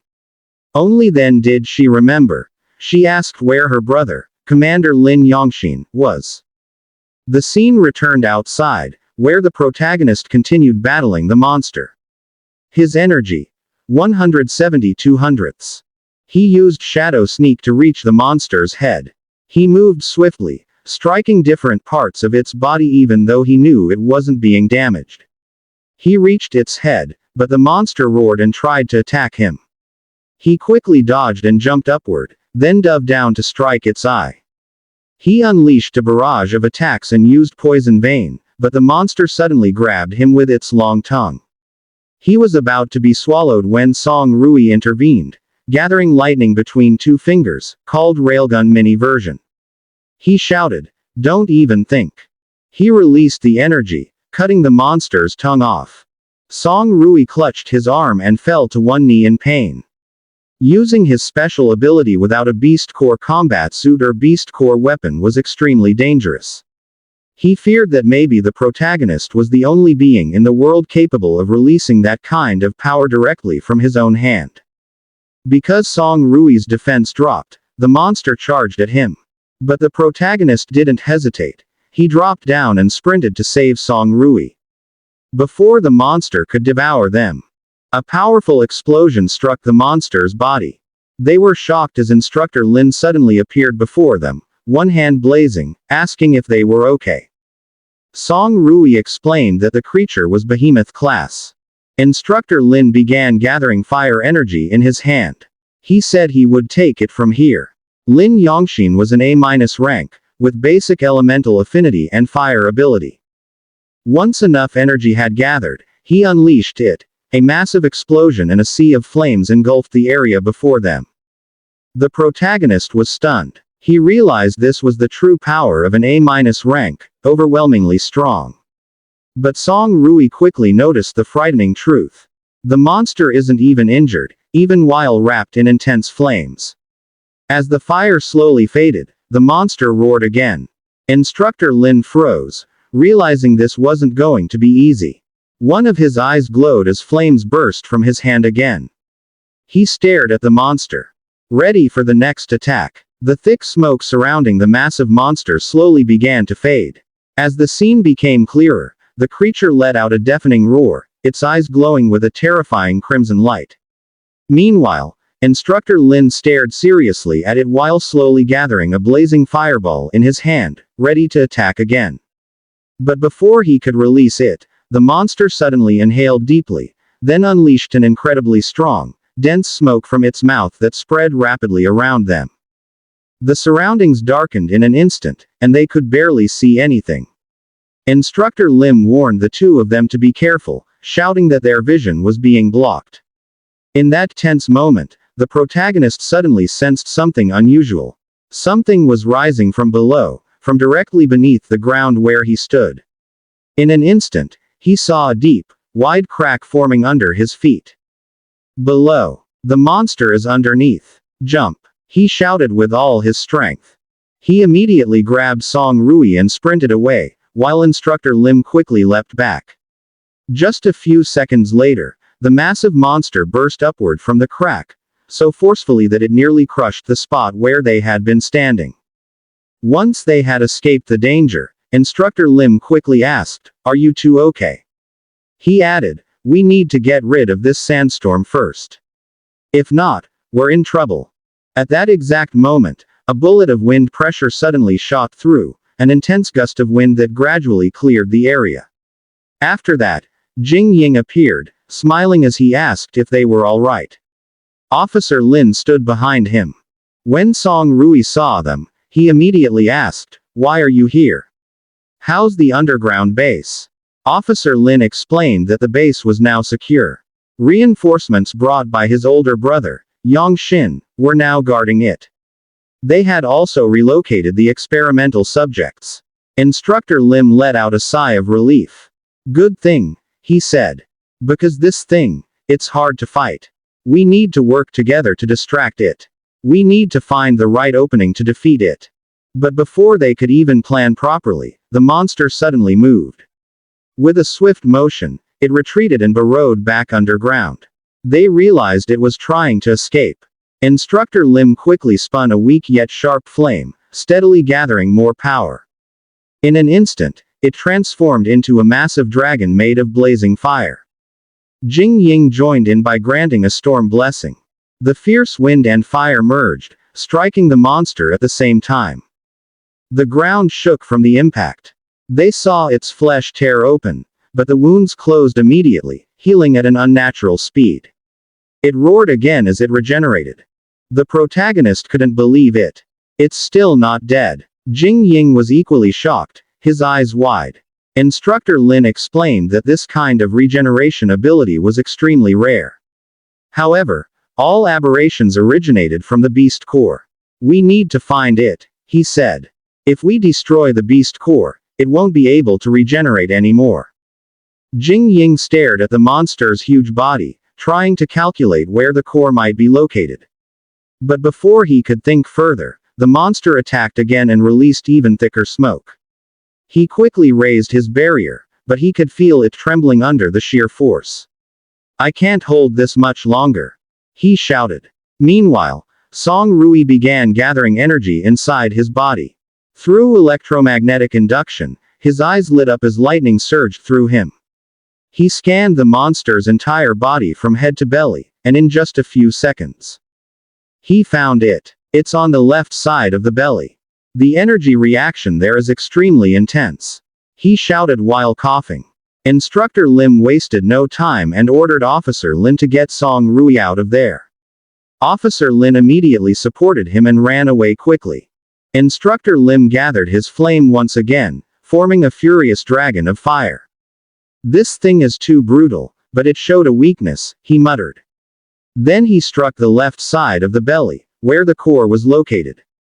With the force of the explosion, the beast core emerged, a crystal surrounded by sharp, terrifying teeth. Jing Ying and Instructor Lim didn't waste a second. They attacked simultaneously, Jing Ying with powerful wind pressure, and Instructor Lim with blazing fire. "Faster! Don't stop!" Instructor Lim shouted. But no matter how many attacks they launched, the core remained sturdy. Ordinary strength wasn't enough to break it. While thinking of a solution, the protagonist remembered the Crimson Fog bullet. He needed that level of power to shatter the core. But he had almost no Crimson Fog left. He had used it earlier in his fight against Lu Feng. He could no longer form another bullet. At that moment, something rolled toward his feet, the container of Crimson Fog that the monster had spat out earlier after being hit by Instructor Lim. He quickly grabbed it, crushed the crystal, and remembered Jing Ying's words. This container held concentrated Crimson Fog. He had no choice but to gamble on it. He began absorbing the Crimson Fog, and it surged violently into his body. He didn't expect its intensity. This wasn't ordinary Crimson Fog. It was overflowing with brutal and overwhelming energy. His entire body trembled, and he screamed in pain. It was far stronger than the 200 concentration of Crimson Fog he was normally capable of absorbing. Meanwhile, chaos erupted in front. Officer Lin and Jing Ying were blown away by the monster's attack. The creature charged at them, sprinting toward Officer Lin's direction. He was carrying the unconscious Song Rui, but the monster was far too fast. Just a split second more and they would be devoured. Officer Lin glanced back. "This is the end," he whispered. But suddenly, someone appeared from the air, the protagonist. The air seemed to explode behind him from the sheer energy he was emitting. A massive red sphere of energy spun in his hand. The Crimson Super Giant Blast. He unleashed the attack with all his strength, aiming straight at the monster's crystal core. The entire area seemed deafened by his shout as he pressed the attack with full force. The explosion erupted, sending the monster flying. While the massive creature was suspended midair, they saw the beast core gradually cracking. The fissures grew deeper, spreading rapidly. Until a tremendous explosion burst forth.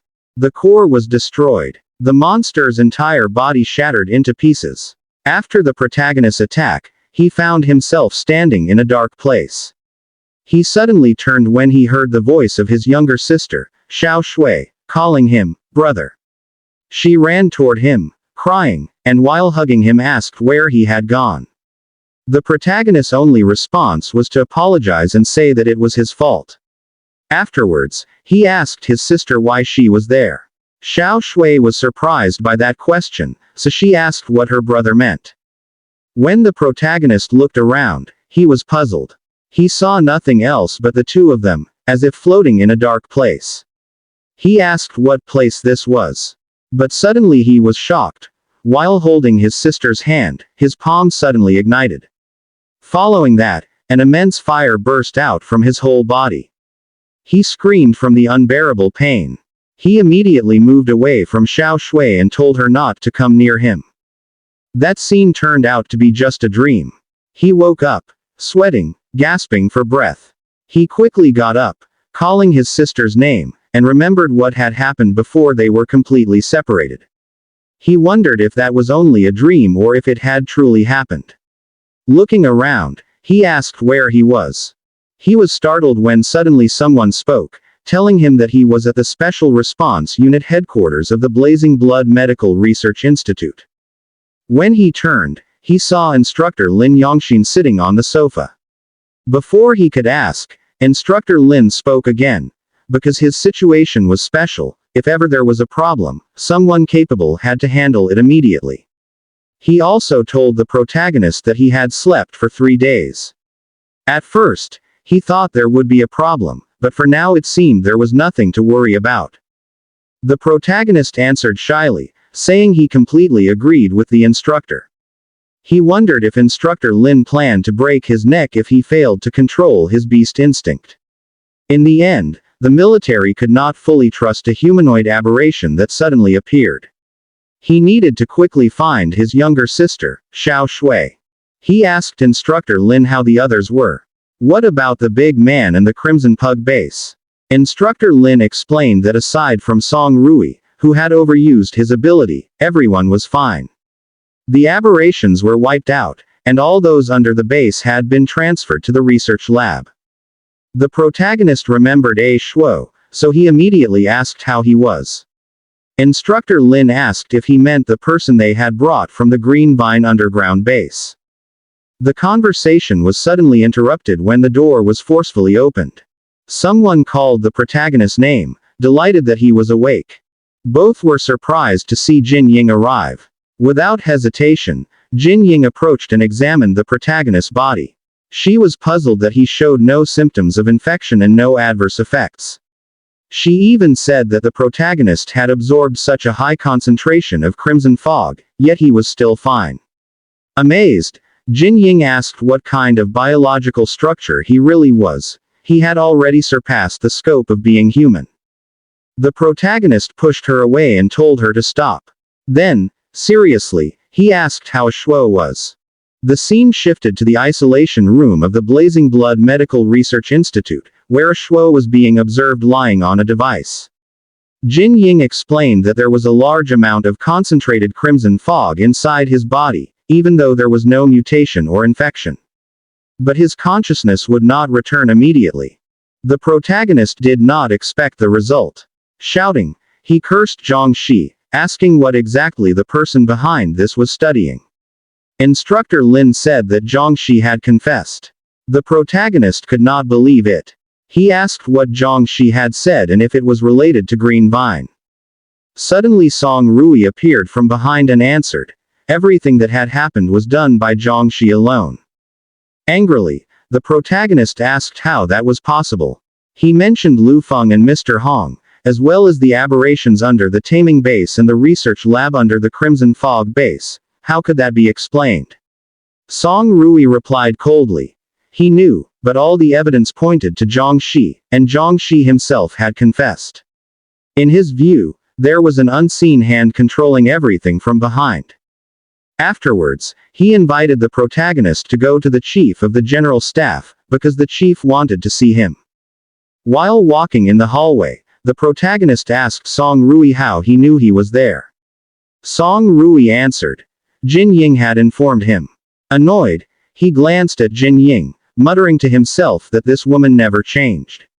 He even thought she might be monitoring him while he ate, bathed, or slept. When they reached a door, they knocked. From inside, someone told them to enter. Upon entering, Song Rui told the chief of the general staff that everyone was present. Jin Ying's father called, Old Song, asking why he was still standing. Jin Ying was irritated to see her father secretly eating snacks alone. The chief of the general staff spoke, told them to sit, and directly said that news had spread that the protagonist had defeated the Behemoth plus aberration. Not only the military, but various factions were watching him. He was in the middle of a storm, seemingly calm but with strong winds around. If he was not careful, he might be swept away. The chief asked if he had any plan about this. The protagonist did not answer immediately, thinking that his original plan was to act secretly. He had not expected it to grow this big. Being called here seriously was surely not just for simple questioning. He said he wanted to hear the chief's opinion. The chief asked if it was true that he knew about Zhang Shi's case. The protagonist answered yes, but he thought Zhang Shi was still hiding something else. The chief explained that according to the Green Vine group, they knew nothing about the underground base and taming base. There was also no senior executive with the surname Hong. They had much cooperation with the military, so before obtaining solid evidence, it was inconvenient to investigate them openly. Jin Ying's father said that the previous mole incident had not yet been cleared, and many factions in the military were watching and balancing each other. So even if they wanted to investigate Green Vine, the higher-ups would not allow it. The protagonist wondered about the higher-ups and asked what that meant. Song Rui's father answered that it was the top of this world, the highest level of the SU government. That was why they were asking the protagonist to lend his power. The protagonist looked seriously, thinking that the old wolf, whom he thought cared for him, actually could not act directly, he only wanted to use him as a pawn. Song Rui grew angry, telling the chief that as he had said earlier, the protagonist was already in the middle of a storm, so why did they still want to use him? Instructor Lin interjected. Instead of being chased as a victim, it was better for the protagonist to become a hunter and strike back. To survive, change was necessary. Instructor Lin stood, telling the protagonist that he did not need to answer immediately, he should go home first and think carefully. Afterwards, tell them his decision.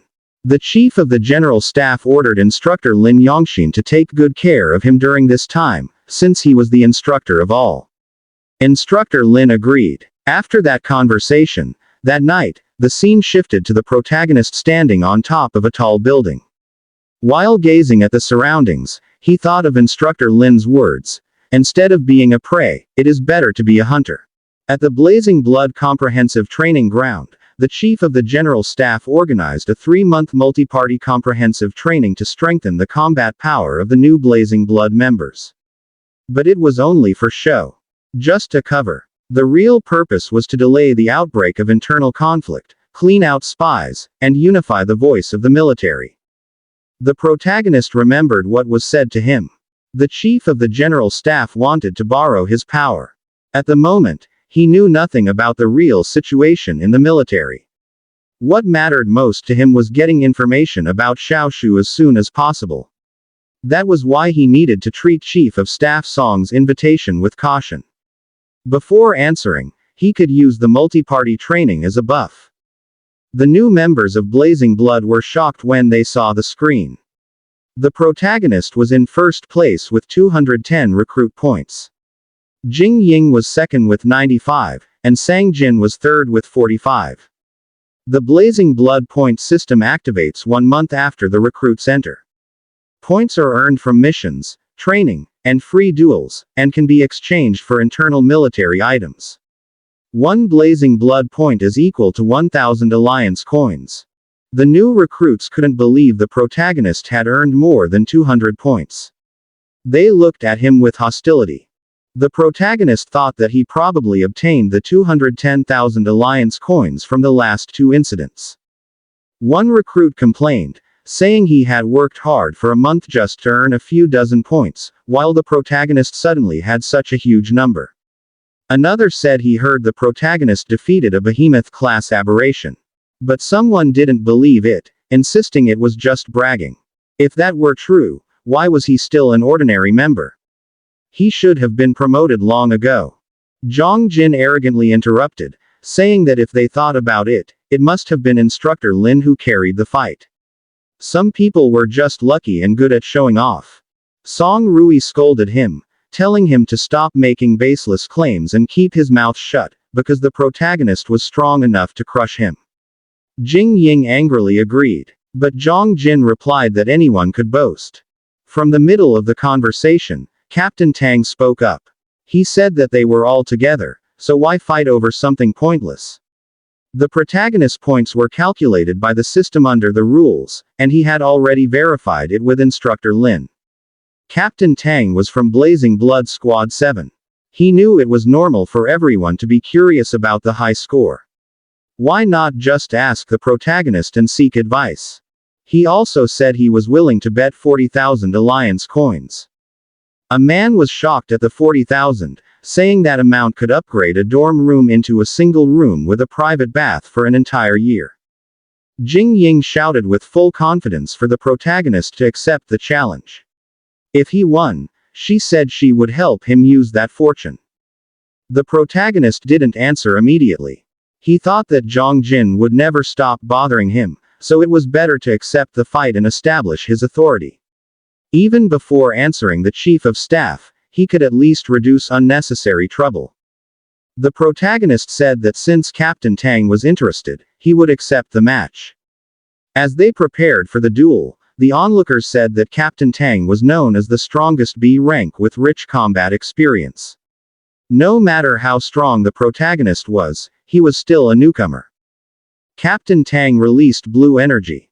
He said that his Biscore had an ice-type ability. He displayed his Beast Core armament and placed his hand on the floor, causing sharp ice spikes to emerge toward the protagonist. Before he could be hit, the protagonist swiftly jumped. When he landed, he thought that as expected of the strongest B rank, he was even stronger than Lu Feng. Captain Tang prepared again. In his hand, surrounded by cold energy, a sharp ice crystal formed. He warned the protagonist to be careful. Then he hurled the crystals one after another. The protagonist moved quickly, thinking that although the destructive power was strong, his speed wasn't as fast as Lu Peng's. Captain Tang touched the ground again and used his glacial star slash. He released a burst of cold energy in front of him. But from the thick mist of frost, the protagonist emerged with his transformed hand ready, the beastification claw. Captain Tang was surprised at his speed. Before the protagonist could deliver his attack, a powerful flame suddenly blocked the space between them. Instructor Lin stopped them. Smiling, he told the protagonist that he had won the fight. He asked Tang Yi if he had objections. Captain Tang smiled and wholeheartedly accepted his defeat. But the protagonist said that Captain Tang had allowed him to win. The new recruits murmured loudly. They couldn't believe that a newcomer defeated Captain Tang. Captain Tang looked at everyone and asked if anyone still had doubts. Jing Ying happily yelled that they now had 40,000. Song Rui was confused why it seemed like she was the one who won the money. Jing Ying explained that as his big sister who looked after him, he should give it to her. Zhang Jin grit his teeth, realizing how huge the gap between them was. He needed to get stronger, no matter what. He would kill the protagonist.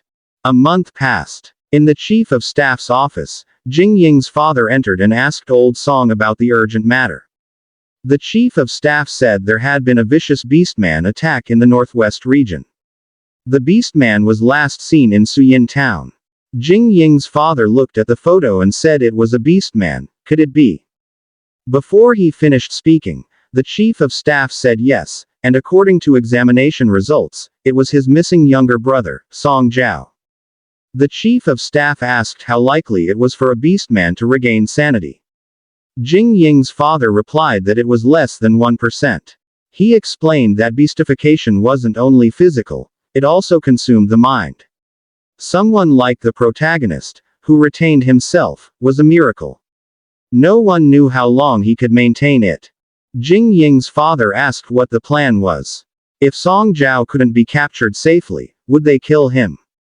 He warned the chief of staff that if Song Rui found out, he would never forgive him. He had always known that the chief valued justice over family. The chief of staff said that a price had to be paid to protect more innocent people. The scene shifted to Song Rui's room. He had just finished bathing when his phone rang. It was Jing Ying, saying she had found major intelligence. After they talked, he rushed to his father's office. When he opened the door, he asked why he wasn't told about his uncle. The chief asked if Jing Ying told him. Then, coldly, he told him not to interfere. He would send the special action team to handle it. Song Rui begged to be included. But his father asked him, what if he ordered him to kill Song Zhao? Would he have the strength to pull the trigger? Shaking, Song Rui said he could, but his uncle. His father cut him off, saying he had removed him from the mission of protecting the protagonist. Without his orders, he was forbidden to leave headquarters. The scene shifted to the underground parking lot where Jing Ying met him. She told him she knew he would come. She handed him a large bag with emergency supplies. As for his father, she would find a way to buy him time. Song Rui thanked her, but Jing Ying joked that her favor was expensive and he would need to repay her. He remembered the moment when they faced the huge monster that looked like a giant spider. His uncle shouted for him to run. If only he had the courage back then to tell his father that his uncle offered himself to the monster to protect him, everything might have been different. Driving at high speed, he said he wouldn't run anymore. His uncle should wait for him. He would find him. And he would find a way to bring him back to being human. The scene shifted to the base cafeteria. Jing Ying was happy as she told the protagonist that the food wasn't bad at all. She said that he finally figured out how to properly show his gratitude. Meanwhile, the protagonist's close friend was still crying, saying the food was too luxurious. She said it had been half a year since she last ate something this rich. She even joked, asking the protagonist if the world was going to end tomorrow. The protagonist replied that they were exaggerating. They had helped him a lot before. It just so happened that he had a lot of money these past few days, so they shouldn't feel shy.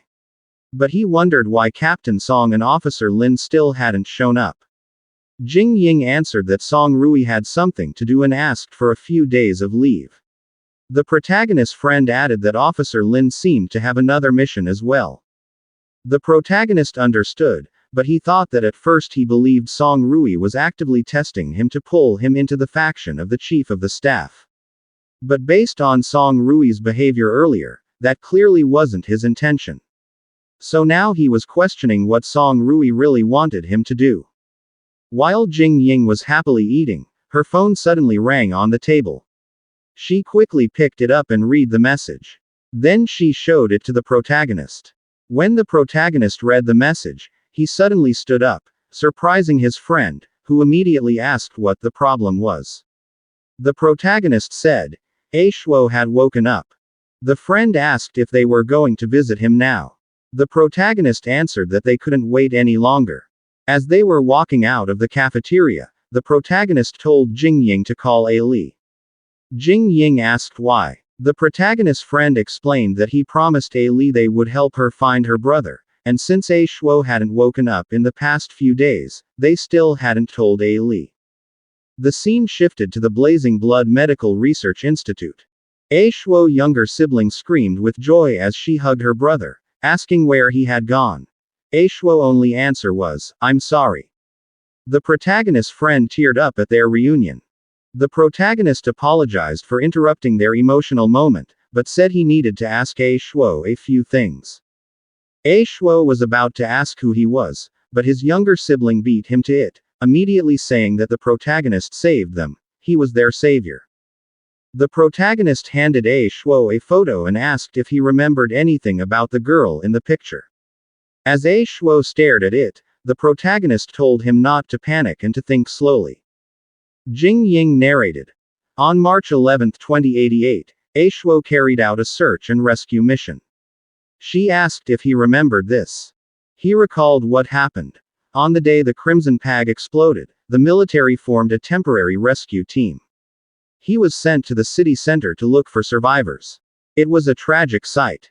Mutated infected monsters and dead bodies were scattered everywhere. They found the girl near a crashed helicopter. She had no major injuries but remembered nothing. They brought her to the military shelter. The girl stayed there for almost 2 days before 2 people arrived with complete documents.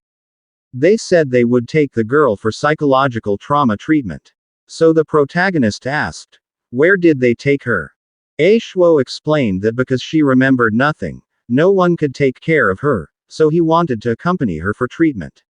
Her destination was Suyin Town. When he arrived in Suyin Town, he received other arranged missions. After he left Suyin Town, an accident happened. He no longer remembered anything that happened after that. The protagonist was stunned by what he heard. Meanwhile, Jing Ying was thinking. She said that recently, Tio Song-si appeared there, and Yan Shui was also seen there. That wasn't a simple coincidence. She wondered what secret Suyin Town was hiding. The scene shifted to Suyin Town. Outside the mountain, Song Rui was walking, following 2 people while thinking that the whole town had already been investigated, yet there was still no news about his uncle. He thought his uncle was probably in the mountain. He also wondered what the two men he was following were guarding. While the two were talking, Song Rui leapt up behind them. He heard one man ask why their boss was increasing security. His companion answered that recently some people had been asking around about Suyin Town, and their boss was afraid their secrets would be exposed. From above, Song Rui saw large trucks carrying suspicious cargo. He knew something unusual was being put in there. But suddenly a surveillance device activated near him. That's when he realized the place was filled with surveillance. He was immediately spotted by the guards. They pointed their guns at him and one of them said not to let Song Rui escape and to inform the boss immediately. Gunshots erupted as Song Rui ran away. Someone shouted to alert the entire perimeter. They needed to catch him. Song Rui kept running, but 4 men blocked his way. He knew he couldn't afford any delay. He gathered lightning energy in his hand and released it. A powerful explosion occurred, sending the enemies flying. He thought that for this covert mission, he was only wearing beast core gloves. So he couldn't use his full power. But they were enough for small enemies. More men arrived. One of them noticed. Song Rui was an ability user. But a man suddenly appeared behind Song Rui, moving fast, and ordered the others not to block his way. Angrily, he asked why Song Rui had the nerve to enter his territory and if he was tired of living. Song Rui gathered lightning again, staring seriously at the man. But before he could get close, Song Rui released his power and hit him directly. But the man only smiled, saying the attack didn't even hurt. He grabbed Song Rui's arm and slammed him hard into the ground. This man was the underground boss of the area. As he stood there, he asked Song Rui who sent him. Song Rui didn't answer. His jaw was trembling from anger and from the pain of the attack he received. Song Rui realized that his lightning attack had no effect. Perhaps the enemy was also an ability user. The man ordered his men to capture him, and they immediately charged forward, surrounding Song Rui. Song Rui used his ability again, releasing multiple bolts of lightning that struck the enemies. Then he quickly rushed toward the man, gathering lightning energy in his hand. He thought that the enemy had high resistance to lightning. Even if he couldn't use his ultimate move, paralyzing him for a short while wouldn't be a problem. He launched the electromagnetic annihilation with great force, hitting the enemy directly, shaking the ground, and sending him flying until he crashed into a large tree. Dust and smoke filled the surroundings. The man said that without his equipment, he might have already lost. But now, he claimed, Song Rui would no longer have a chance. As his clothes tore, he grinned and revealed his military combat suit type M1, which enhanced the user's abilities and granted resistance against attacks. Song Rui was shocked and asked why he had such a combat suit. The man shouted again to his men to capture Song Rui, interrogate him about who was behind him, and even play with him first. His men rushed toward Song Rui, but one of them declared he would go first. Song Rui cursed in his mind as the enemy approached. He thought that without the combat suit, using his ability would cause extreme fatigue. But before the enemy could touch him, a powerful punch struck the man's face, sending him flying. The one who punched landed beside Song Rui. It was the protagonist. He asked Song Rui if he was alright. Song Rui froze, realizing it was the protagonist. The enemies were also shocked that Song Rui had an ally. The leader then ordered them to capture all of them, in exchange for 10% of the profits from the mine. The men scrambled forward, but suddenly Jing Ying appeared. She gathered energy in her hand and unleashed a powerful surge called Storm, blasting away the attackers. The leader grew irritated upon realizing there was another ability user. He angrily demanded to know who they really were. But Jing Ying arrogantly pointed at him, asking who he was and why he was attacking her. Rui Rui. Song Rui was confused and asked who she meant by her Rui Rui. The leader grew even angrier, releasing intense purple energy throughout his body, threatening that they were all trash who deserved to die. The protagonist stepped forward, while Song Rui warned him to be careful since the enemy was also an ability user with combat power not lower than B rank. Suddenly, the protagonist raised his finger, making Song Rui think he intended to end the fight in a single strike. But the protagonist declared that within 1 second, he could defeat the enemy. The leader grew furious and charged at him. As he was about to attack, he asked if the protagonist dared to boast in front of him. But before he could land a blow, the protagonist moved instantly, using beastification, fist-heavy strike. His hand transformed, glowing red, and struck the enemy's head directly. While telling him he was too noisy, he also thought this was the perfect time to test the results of his special training with instructor Lin. With the force of the punch, the enemy was sent flying and crashed to the ground. When the dust settled, the enemy lay unconscious. The protagonist turned around and told the two to leave. Then they boarded a vehicle and departed. Hours later, while resting, the protagonist said he heard from Jingying that Song Rui had taken leave and skipped training to go to Suyin town to investigate someone. He asked if Song Rui had been investigating those people earlier. Song Rui fell silent for a moment, then calmly admitted he had gone out secretly.